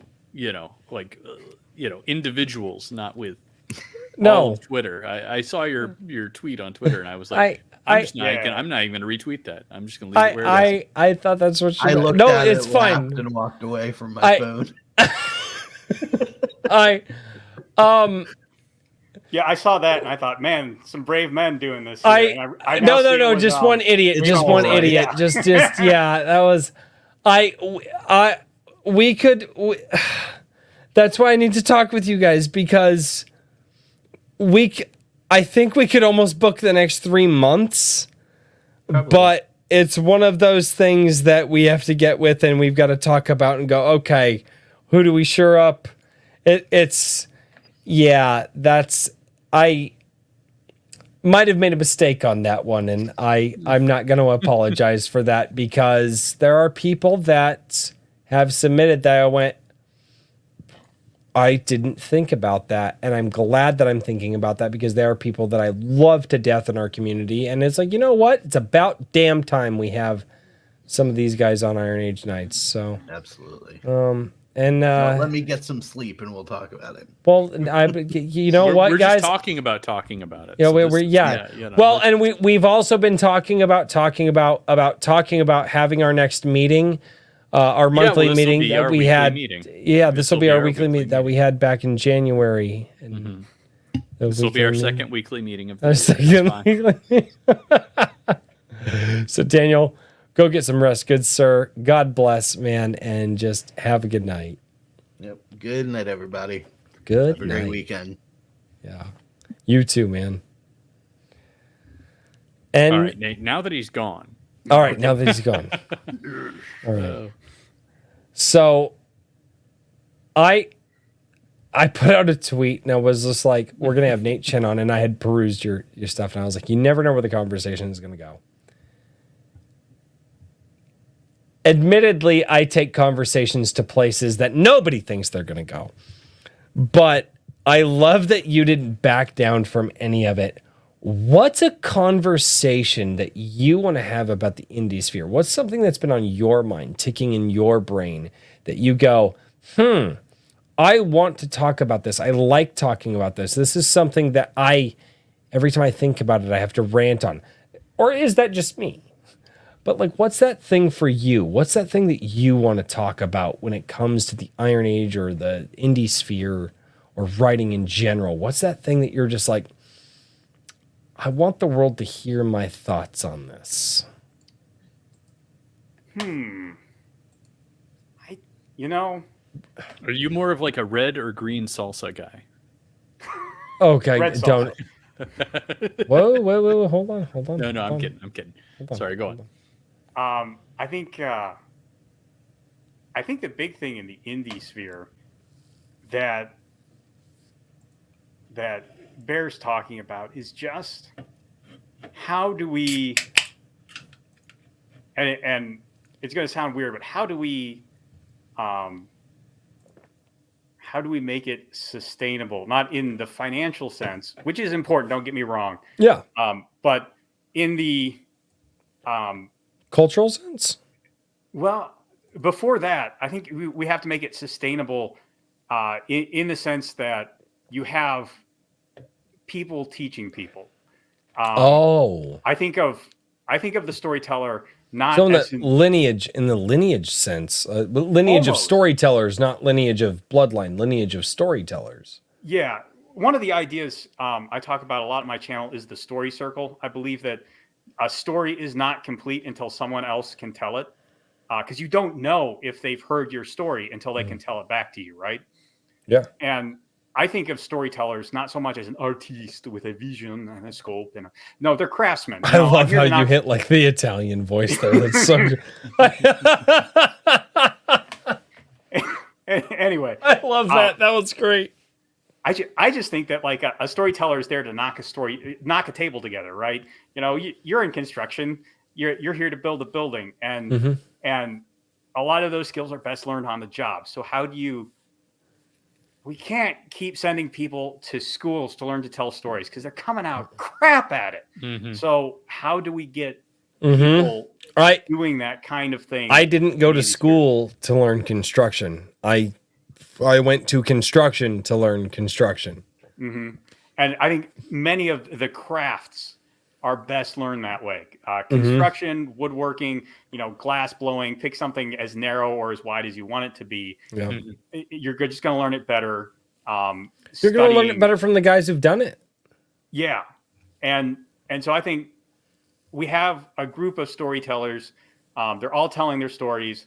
We're going to, in the next 5 to 10 years, we're going to figure out who can really tell great stories sustainably over time. How do we turn that into a craftsman, apprenticeship and mentor? I don't think it has to be quite that personal. It's not like I think writers should be taking on Padawans or something like that. But they used to. They did, absolutely. I mean, years ago. I mean, you think of Aristotle and all that. I mean, we know we have the writings of the people that they were, teaching. Yeah, but I'm thinking something a little closer to Homer, right? He was a guy who traveled around. He collected stories. He learned them. He learned to tell them back. And then when he told them, and when he was around a new group of people, he learned more stories. And he just kept doing that. And I'm sure there were people who followed Homer around for a while, and they, learned all of his stories. And then eventually they wrote him down because Homer couldn't write. He was blind. So that has to have happened. How do we get that kind of thing to happen again? That's the thing that I think. I don't know if we're ready to do that, but we need to start thinking about it. Oh, you touched a nerve with me just now. And there's a rant coming. And I will do my best not to make this the rantiest of rants. But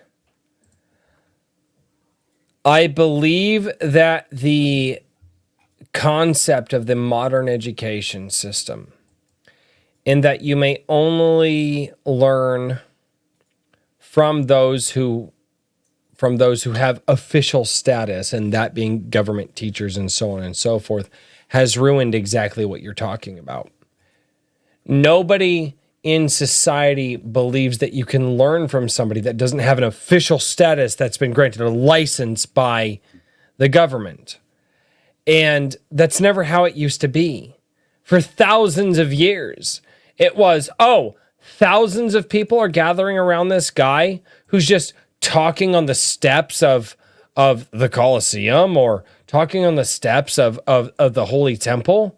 Well, I want to go learn from that guy because people are gathering around him.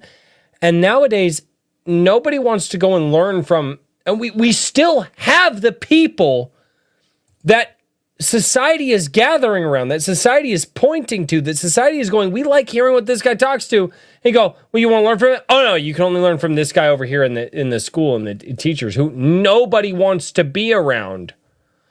But society tells you that that teacher in that school that's funded by that government are the people you have to learn from. And I think to get back to that thing that you're talking about, we really do have to get back to the individual and away from a centralized brainwashing of what learning actually is. And yeah, it's a rant, but man, I have felt that deeply in my soul. It's like this idea of a centralized learning system is so new to humankind. It's only been around for 100+ years. And we've never learned like that as humans. We've never learned like that as humans. But in today's society, you look, well, I want to learn from that. Nope. You pay attention to this teacher. Why? That teacher's never done a fucking thing in their life. They went and they listened to somebody talk about something, and then they went and decided that they were just going to teach about the thing that they talked about, and they're going to get it 50% wrong from the person who talked about it to them, and then so on and so forth. And we don't actually go to the people anymore who are moving society, who teach us about those life lessons. We go to those who have the licenses to do it. Sorry, it's a tangent. You Horizon talker, you've been here before. You know how I do this. But in order, I think, to get back to where we have storytellers who can mentor the future storytellers, we have to get away from centralized education. Yeah, I will take your word for that. I have almost no experience with centralized education. Outside of college, I was homeschooled my whole life. So I was homeschooled 50% of my career. Yeah. Yeah. I know there are a lot of people out there who have very strong feelings about it one way or the other. I think that, like, just based on my own experience and the people I've met, certainly people outside of the school system have come away better equipped to learn in the modern era. Both of my grandparents on my mother's side were school teachers, though, and I know they did, produce a lot of well-educated kids in their day, but that was a long time ago too. But and I'm not saying that individual teachers, but again, that goes back to my point.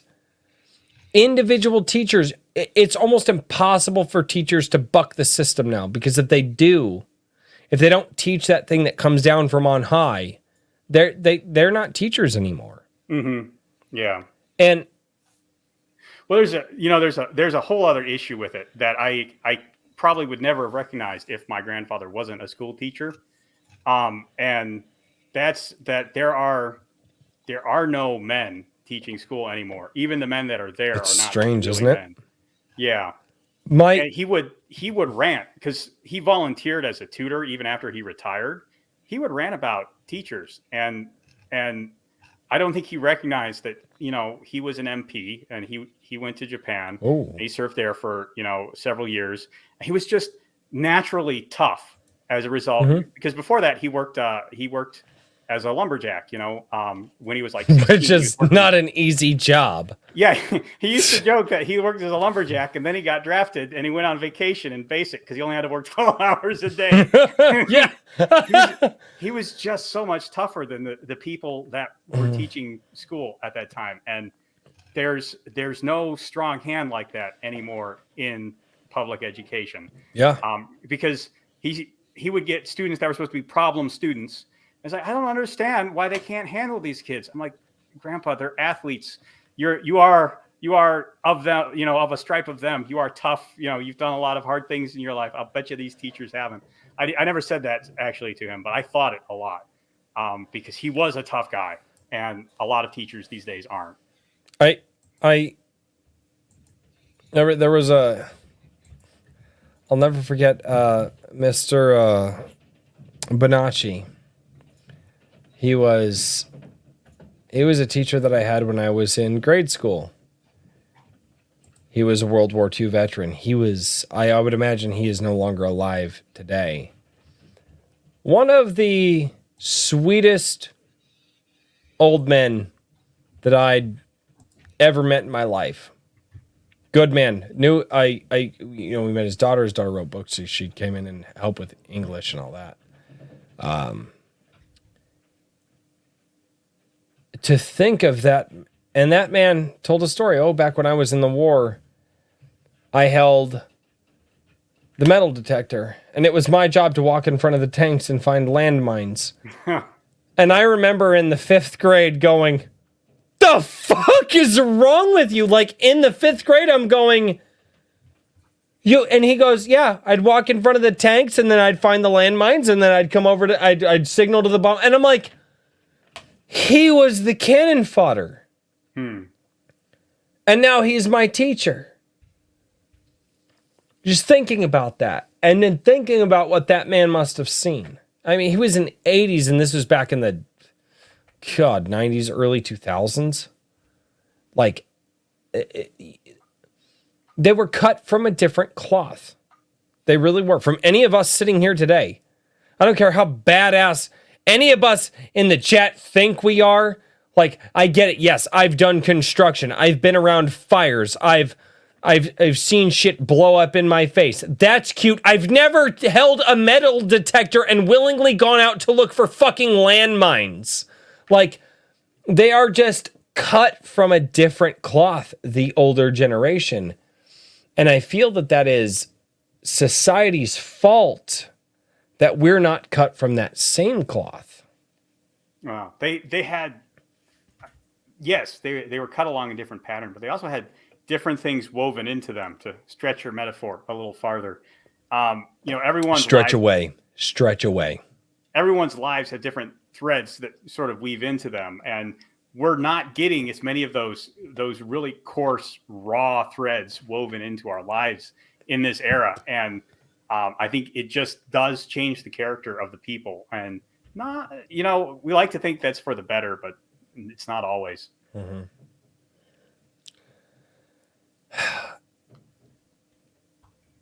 All right. Before we go into a couple of super chats and engaging with the chat, do you feel that the storytelling that we are looking for, the storytelling talking about men and women being men and women, and those time-tested truths that have gotten us this far, do you feel that they will return in force and in popularity in the future? It's a big question. I think it's inevitable that they will return. Will they return soon is a slightly different question. And I think that we are probably, mainstream-wise, I'd say we're at least 10 years out from that. Mm-hmm. Obviously, a lot of people in the indie sphere are working on it right now. But mainstream, I think we're at least 10 years out. And the reason I think that is because the homogenizing influence, which comes from a lot of different places, but the homogenizing influence was very much a Gen X thing. Like, I hate to lay that at the feet of Gen X. They're just, No, it's fine. Gen X is gay. It's fine. I mean, J. Ishiro Finney, who wrote Boobs of Steel, Gen X guy, and I think in some ways he's uniquely positioned to see, how hard the influence came down in that generation. I think in another decade, enough of Gen X will have kind of rolled off, not necessarily died off, but kind of moved out of the gatekeeping positions, that we will start to see the resurgence in the mainstream. Mm-hmm. And when that happens, what is really going to happen is there's going to have to be a lot of people who have already done that groundwork waiting in the wings to storm the gates as soon as they open. Because if you want to get those kind of stories back, you have to be the one to do it. Like, that is one of the key ideas of the story circle. The story circle turns when you are ready to tell the story. if you're ready to tell the story, you can guarantee that those stories that you love, that you've always wanted to hear, can get out. If you're not ready to tell that story at any time, odds are it's not going to be told. Like, I am on here right now because a week ago they're like, hey, does anybody want to come on? I was ready to come on because I knew I had to be ready whenever an opportunity showed itself. And you have to be ready. Like, that is for a man, a man's responsibility. First responsibility, be ready. For what? Anything. Doesn't matter what it is. You have to be ready for all of it, because something is going to go wrong. Your culture is going to collapse. There's going to be threats on the borders. You have to be ready. Sorry, go ahead. No. Can I add to what you're saying about being ready? And it's in a small way. It really is in a small way. And it's something that I struggled with and still struggle with to this day. As a man, in the smallest way, guys, and I mean this sincerely, be ready for your morning alarm to go off. Dude, hitting that snooze button is tempting, and I do it a lot. Because it goes off early. But strength and character is built from conviction. And when you go, no, I'm not going to hit that snooze button this morning. I'm going to sit up. I'm going to plant my feet on the ground. And I'm not saying that you have to do it every day. But be ready. Be ready for that call. Whatever that call is, whether you yourself are the one that make that call. Be ready. Because if you train yourself to be ready for the calls that you're asking yourself to make, it's going to make you that much more ready for the calls that you're not expecting. And this is something that I thank God I've learned it young. I'm 31 years old. Thank God I've learned some of this young. Because I know some people that are almost twice my age that still don't know this. And I'm glad that I have. And I'm glad that I had the upbringing that I did.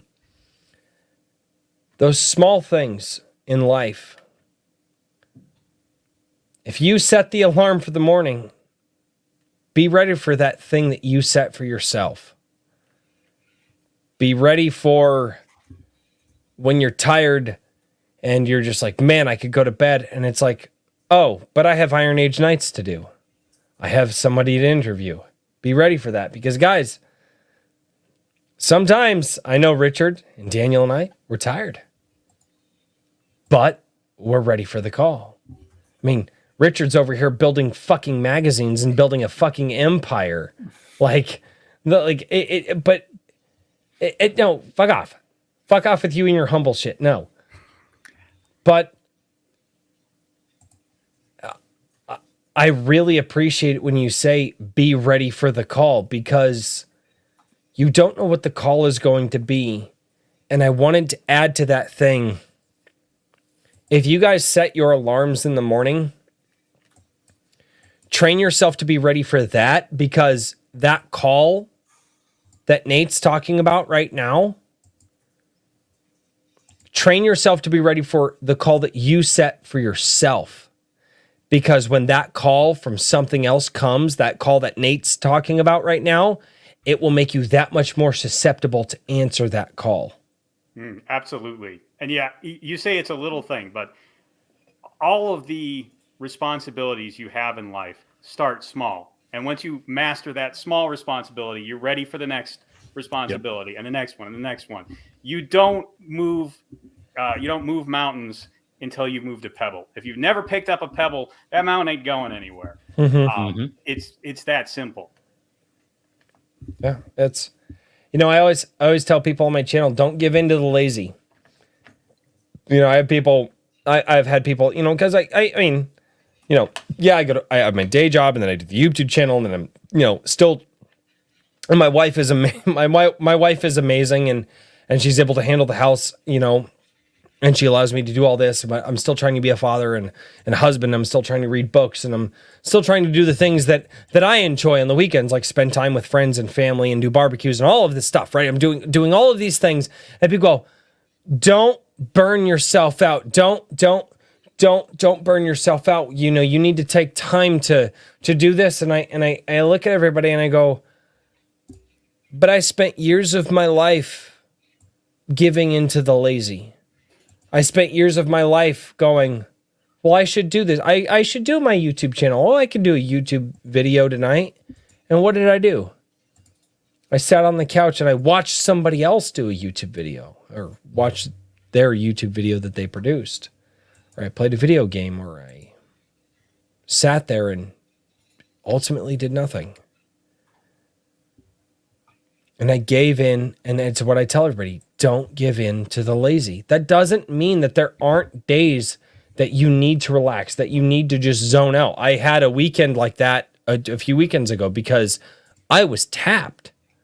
And you have to recognize those. And that's not a bad thing. But giving into that side of yourself is something I tell people, don't do it. Recognize when you need a moment to rest. Recognize when you need a weekend, right? Recognize when you need that time away. But that time isn't every day. It's not. Giving into the lazy is one of the things that scares the hell out of me because it is so easy for me to do. It is so easy for me to do. And it's the thing, it's just, I'm just going to sit on the couch for 5. Nope. I can't do it. Oh, I need to go do a YouTube video. Well, I'm just going to sit here for 5-10 more minutes. Nope. Better go downstairs and do that. Because that thing for me, that's my addictive thing. That's my thing. I'm just going to sit there and not do this thing that I know I should do. And I urge everybody out there, don't do that thing. Don't. Whatever that sitting there and just wasting the night away. And again, recognizing when you need it and when you don't, like when you're literally just too tired to keep going. Like, yeah, you need some rest. But that's not an every night thing. And I think that's something that you were touching on. It's like, don't do that. I don't know. Maybe I went a little too far in the weeds, but I feel like that's what you were touching on there, Nate. Yeah. You do have to, you don't get good at writing until you have written a lot. Mm-hmm. I didn't just sit down and crank out 2 short stories plus the ongoing fiction projects I'm working on because one day I sat down and, wrote 12,000 words in a couple of hours. No, that's do a little bit every day, be consistent, hit those marks. Don't look away from it because it is kind of daunting. And this is a little bit of a self-report. I have a full-length novel that I've written and I just need to edit. And it's been sitting on my back burner for probably a year now because the edits it needs are so intimidating. And I'm looking at it, I'm like, it's the most ambitious thing I've ever written. And I really pushed myself to get everything down and do that first revision pass. And then I hired an editor to help me do story development on it. And she chopped it apart really bad. I realized I needed to write another 10,000 words to put in there. And then it's so much work to do. And every time I look at it, I'm just like, maybe if I worked on some short stories instead. I really do need to get back to that. But just a little bit every day, consistency. It will move the mountain a lot faster than thinking maybe one day I'll wake up and just throw it into the heart of the sea. That's not the way it works. It takes a lot. It takes a lot of motivation, and that fighting the lazy thing, like we just did, back in July, we did the 1 year, we did the cigar stream, which was the 1 year of me doing my ISOM video. And then all of a sudden it was, wow, people liked this. And I forced myself to do a video. No matter how tired I was, I did a video every single day until it was no longer a chore. It was just my normal routine. And it was awesome. I will say this before I go into any more diatribes here. I do know that the King Richard does have to get going. I have been watching the time. But Richard, good sir, I would like for you to take a moment to give your out to everybody here and shill whatever you may need to shill. Well, things have calmed down a little bit now that prompt voting is over and submissions are in for the most part. Bombard him in his DMs. Don't let him calm down. Yeah, That's don't ask me if I've if you know. Don't ask me about the story. I'll email you. Don't worry, everybody.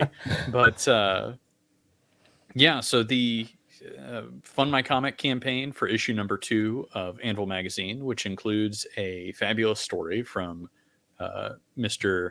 Nate Chen down there, is closing tonight. And if you would like to support on Fund My Comic, which I would suggest that you do, because indie, Fund My Comic is indie friendly and it's Iron Age run, then you are going to need to do that tonight. If you can't do that, the Indiegogo campaign will be up for at least another week at this point, and then after that, it's kind of touch and go based on when things print. I have my Sunday night chill stream that I'm going to be doing. I think I'm going to do something a little bit different this time. So if you like want reading the comments on your YouTube channel. No. I wouldn't do anything like that. I can't do it this week. I can't. Yeah, first of all, I don't get that many comments. And no, I'm thinking something like... you should see my comments this week. Yeah, I know. You got quite the... I saw one... Listen, you got there. some novelists in your comment section. Oh, my... Dude, it's still going. It's still going. Oh, my goodness. They're working on their issue number 4 submission. Oh, my God.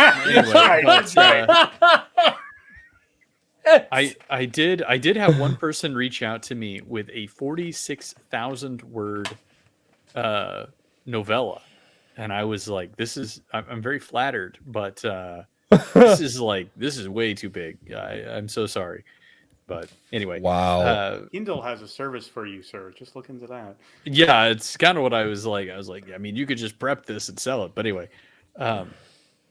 So everybody have a good weekend, and I will talk to you on Sunday evening. Check out my Gilded. Let's see here. I'll drop the Anvil.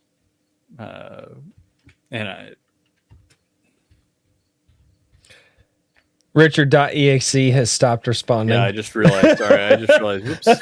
There we go. Anyway, but anvilmagazine.com, that'll take you to where the campaigns are. You can pick up a pre-order there as well as some other goodies.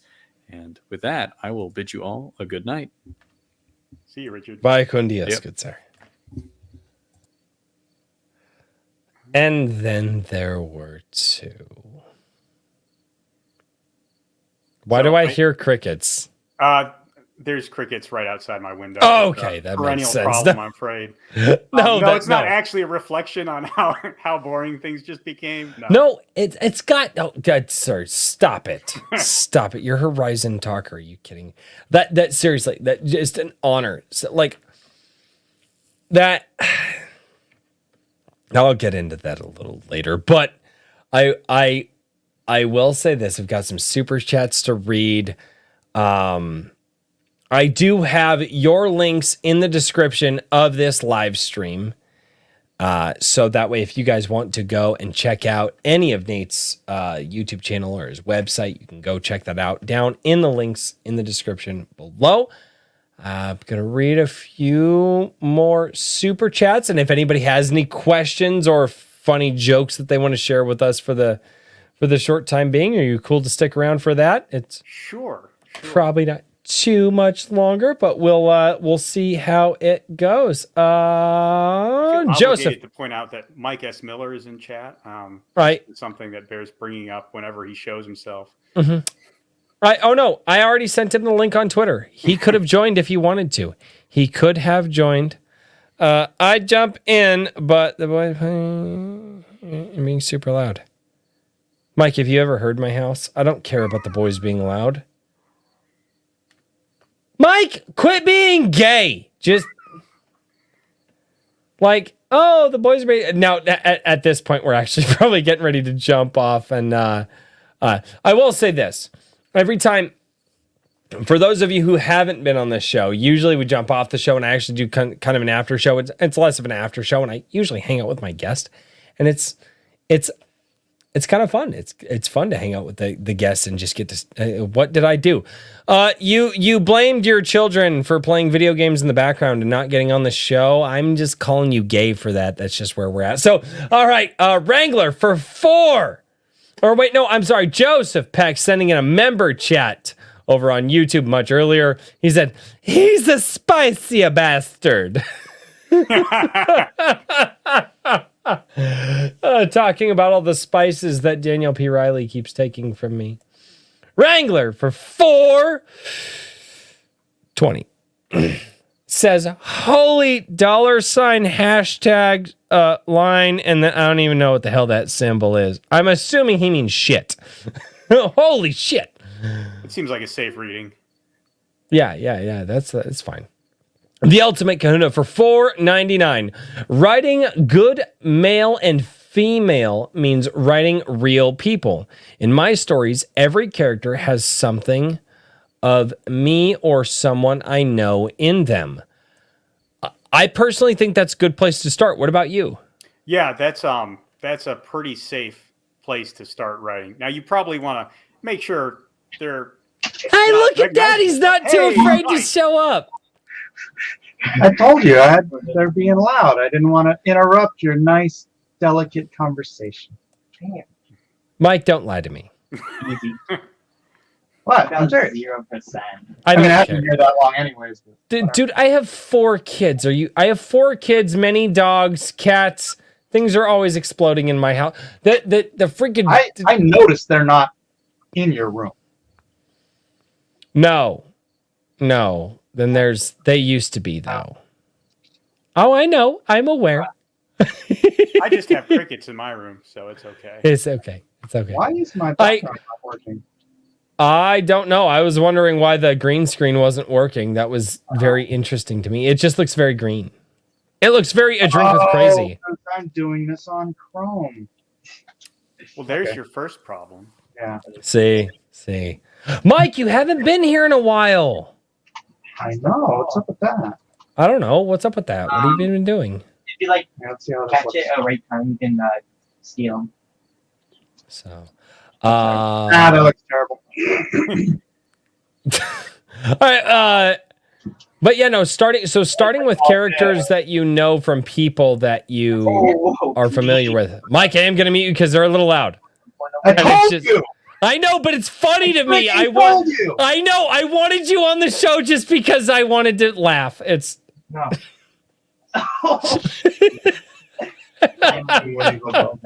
one of these days I will meet Mike S. Miller in person and I will shake his hand and make fun of him while I do it. California, bro.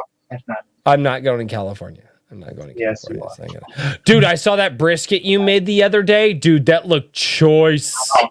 Dude, Oh. it was the best brisket I've ever had. That Traeger is a miracle. Of Oh, science. you cooked it on a Traeger?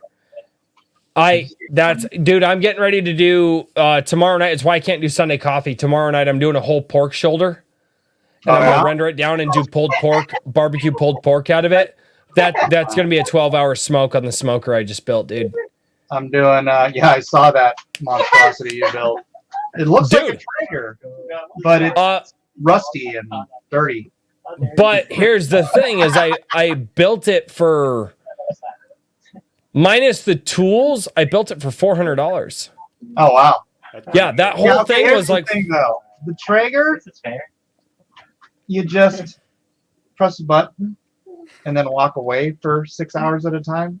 no, I know that's what women do with ovens in the kitchen. It's adorable. Also, with people who want to like CJ, what do a 12-hour cook, want to do like they go to sleep and then wake up and deal. I actually okay. So I hate sleep. I wish I didn't have to do it. It gets in the way of productivity. I actually love tending to the fire. And there's a very good chance tomorrow after I get off of the tabletop RPG and after I get the fire going and everything, I actually do a live stream either through my guild. I love tending the fire and focusing on that. There is I'm a convicted arsonist, so don't tell me about fire. dude, no, it just no, but it's not about that. It's not about that. It really is about the focus that goes into that, and it's something that I don't know, just in my little small smoker that I had, that I still have. There's something about putting that level of focus into tending to that. Oh, I get it. And how it clears the mind, and then especially at night, or like I used to wake up, I'd wake up early in the morning, and this is going to be my first overnight smoke, and I'm actually really looking forward to it because the world gets quiet, and then it's me and the fire and the making sure that the meat is cooking where it needs to be, and it's a really great way to just clear out all of the rest of the world, all the crap. I'm actually making jerky right now. I need to check the heat on my Traeger. I've actually looked into getting the digital stuff so that way you can, because there are probes that you can get to actually check digitally. Yeah. But my wife even asked me, she used to ask me, she goes, would you want one of those, like the Traegers that you can do all that with? I was like, honestly, babe, not right now. Not with where I'm at in my life. Yeah, they're freaking expensive. The only reason I got, because I've been looking at them for a while because my friend was swearing up and down on it. And I looked at it and I'm like, this is for $1,500 for the size you want. Right? Yeah. And like, a month ago I was at Costco and I was just walking down the thing and they had Traegers and they had that one for $1,100. And I'm like, that ain't bad. No, and they're not bad. They're really, dude, again. Oh, dude, because it sets, like I set it at 220. I did that smoke at 225, and it stayed between 223 and 227 for the entire time.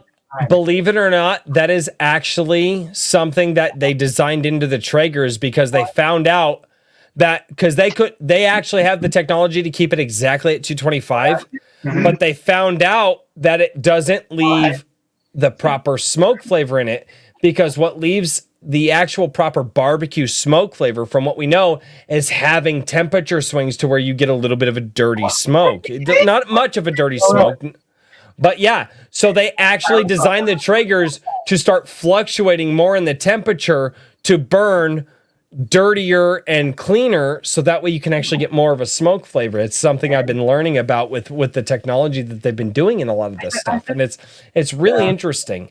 And having it all automated and stuff like that, it's so much easier than I could have possibly anticipated, because I never had a smoker before. And I tried to smoke on my gas grill with the pellets. Oh, that's hard. It Just came out like a giant 9-pound steak. Yeah. No. I had an offset. I've got a small offset smoker in the backyard, and I tell one of my wife's best friends here in Iowa, her and her husband are over, and he's actually a good friend of mine now.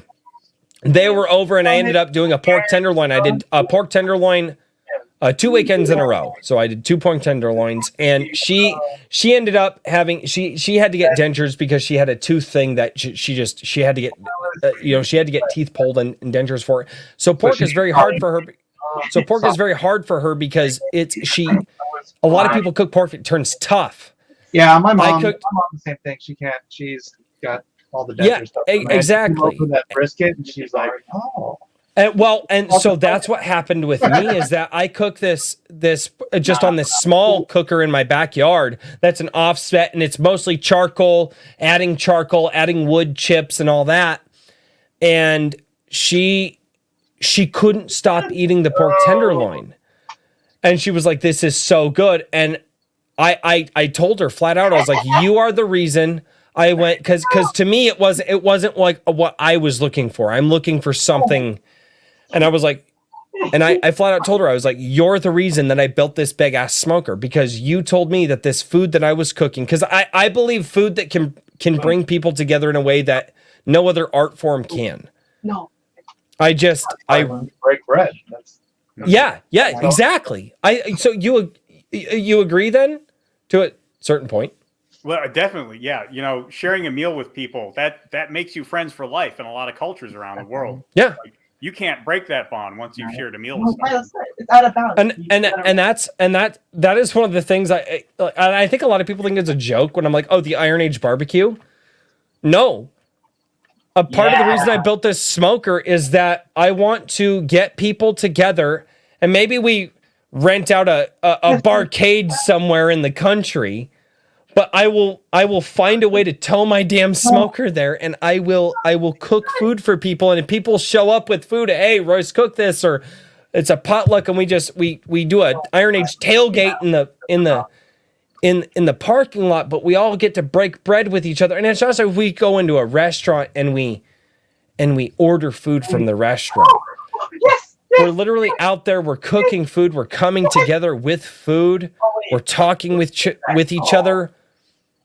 There is something about that speaks to my soul, and it's something that I'm like, I want to do that for this community that has gathered. And it might, I mean, I would have loved to have done it this year. I just don't think I can, but I will make it happen. If my smoker has to go across state lines, like I will make that happen, because breaking bread with people is, again, that's like you said, when you break bread with somebody, it's hard to tear that bond apart. It is fellowship. I've been requested to show the video.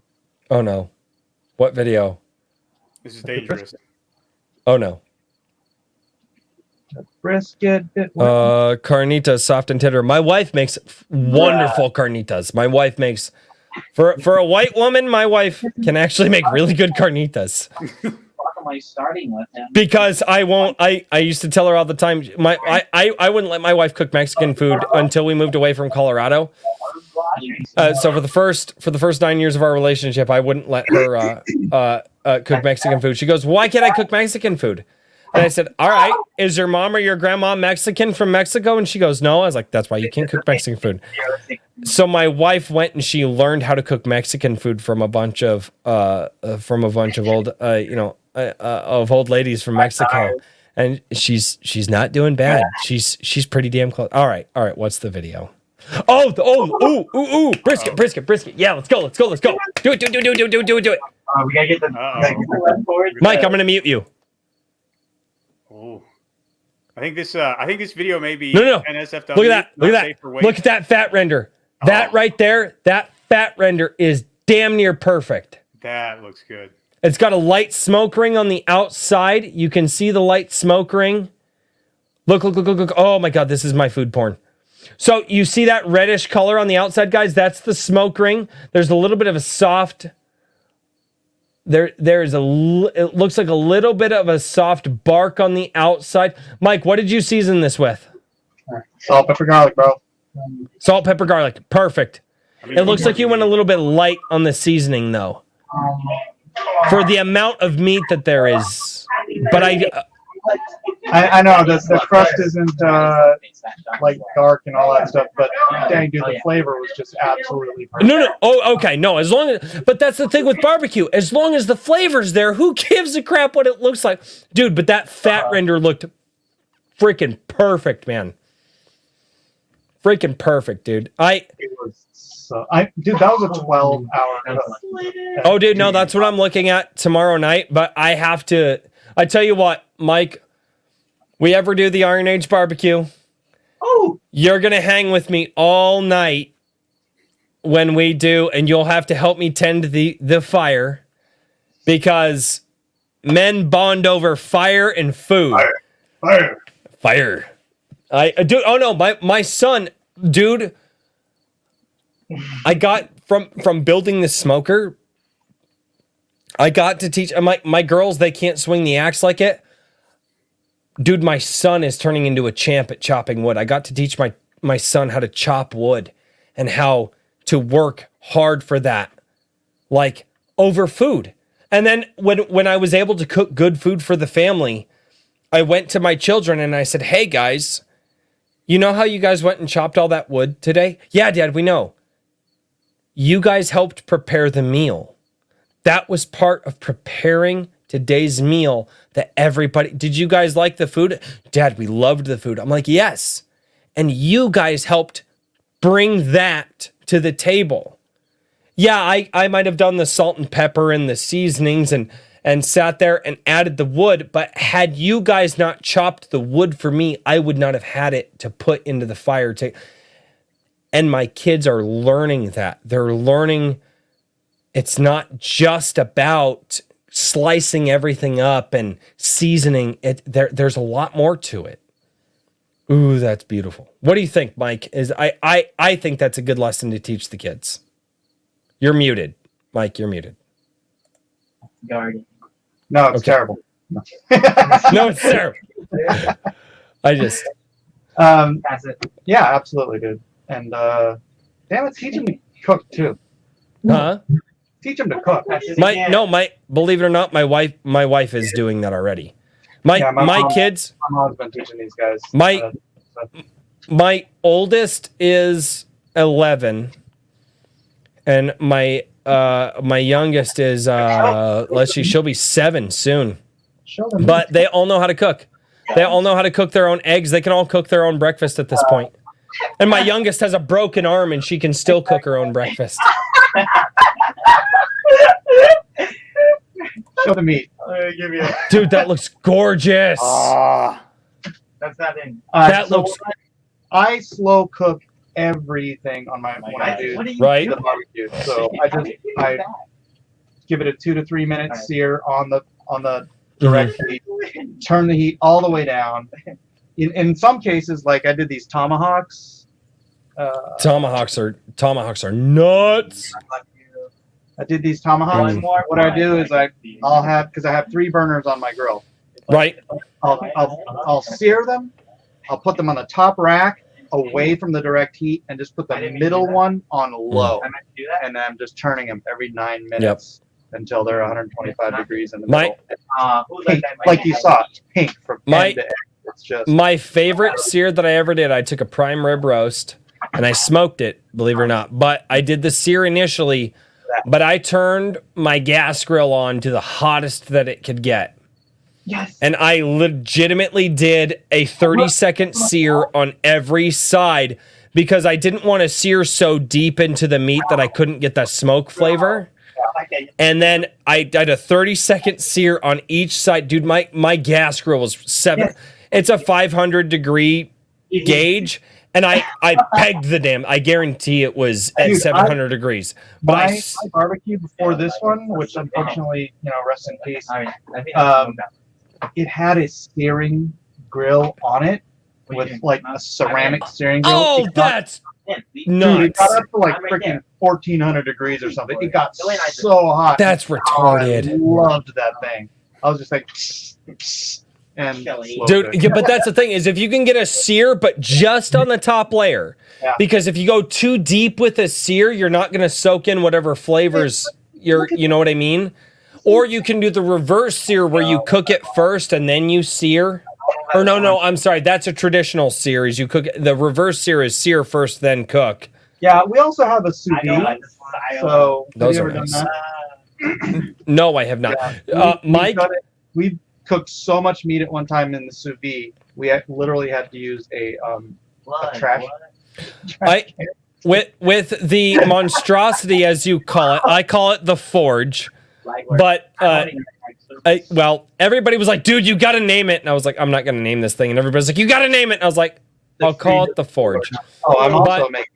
I'm pretty sure I can cook about 6 to 7 briskets on my smoker at the same time. No way, dude. It's that big. What I need for my kid wants me to make brisket for his wedding, and I'm like, that's gonna take like 6 or 7 briskets. It's that big. It's that. I can put 4 briskets on the one side. The only reason I can't put that many on the other side is because you start getting too close to the firebox and you start catching. Huh? What size brisket? 12 pound.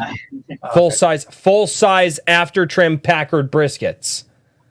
That one I did was 14 pounds, and then I trimmed it down to. I probably trimmed 2 pounds off of it. Well, you usually, you got some trim. All right, let me read this last super chat, and then I'm going to take us out. It's jerky though. dude, this is like the best freaking jerky. Oh yeah. No, I agree. Sorry. All right.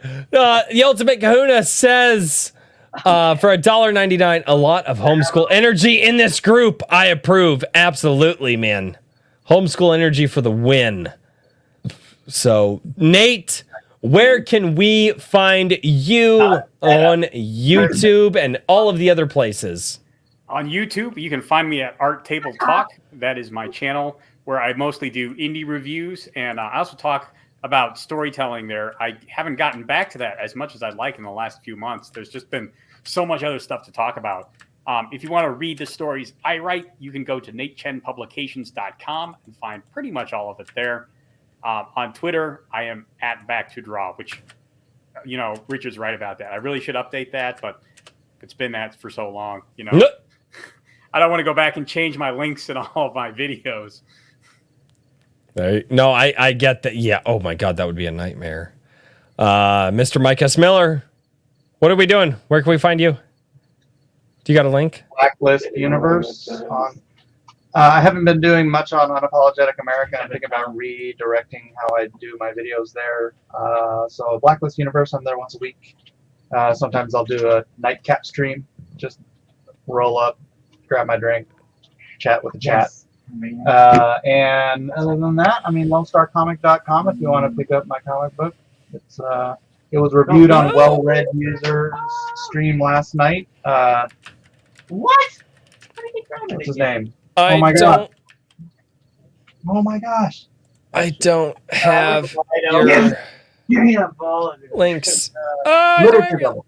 Oh, dude, Lit Dev. I love Lit Dev. Yeah, okay, so he said something along the lines of it's one of the best. He might have said better, but I'm going to say he said best.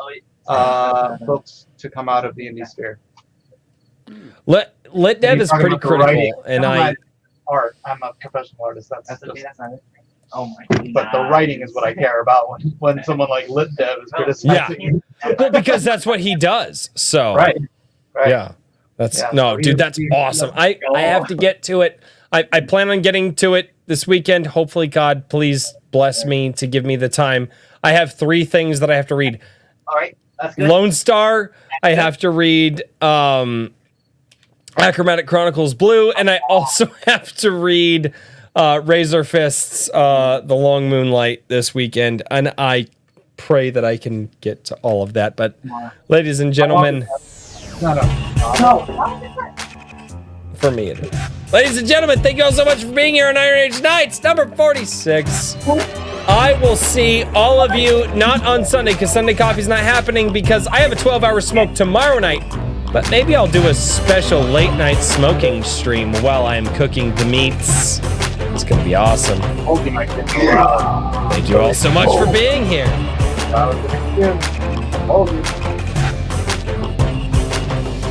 Mike, you gotta buy a real smoker and get rid of that man oven that you bought. I'm just screwing. You know, I ain't got time for this. Ain't nobody got time for that. I don't have to put outside and make this 12 hours of stress. So, hang out for a minute, Mike. I want to show you the smoker, dude. It's super cool, man. I want to show it to you. It was a labor of love on my part. My kids helped me build it. My friends helped me build it. It's super cool, man. I'll take you outside to it and show it to you. It's awesome. Ladies and gentlemen, thank you all so much for being here. I love this community. I love how everybody's coming together. I will do the Iron Age barbecue. Mike will bring his Traeger. I will bring the forge. We will have a cook-off. And while Mike is sleeping, while his meat is cooking, I will be slaving away over a fire while my meat is cooking. What do you say, Mike? And then we'll just have people judge us on our meat. Wait, well, that was weird. Ladies and gentlemen, thank you all so much for being here. And as always, I will see you all next time. Cheers, everybody.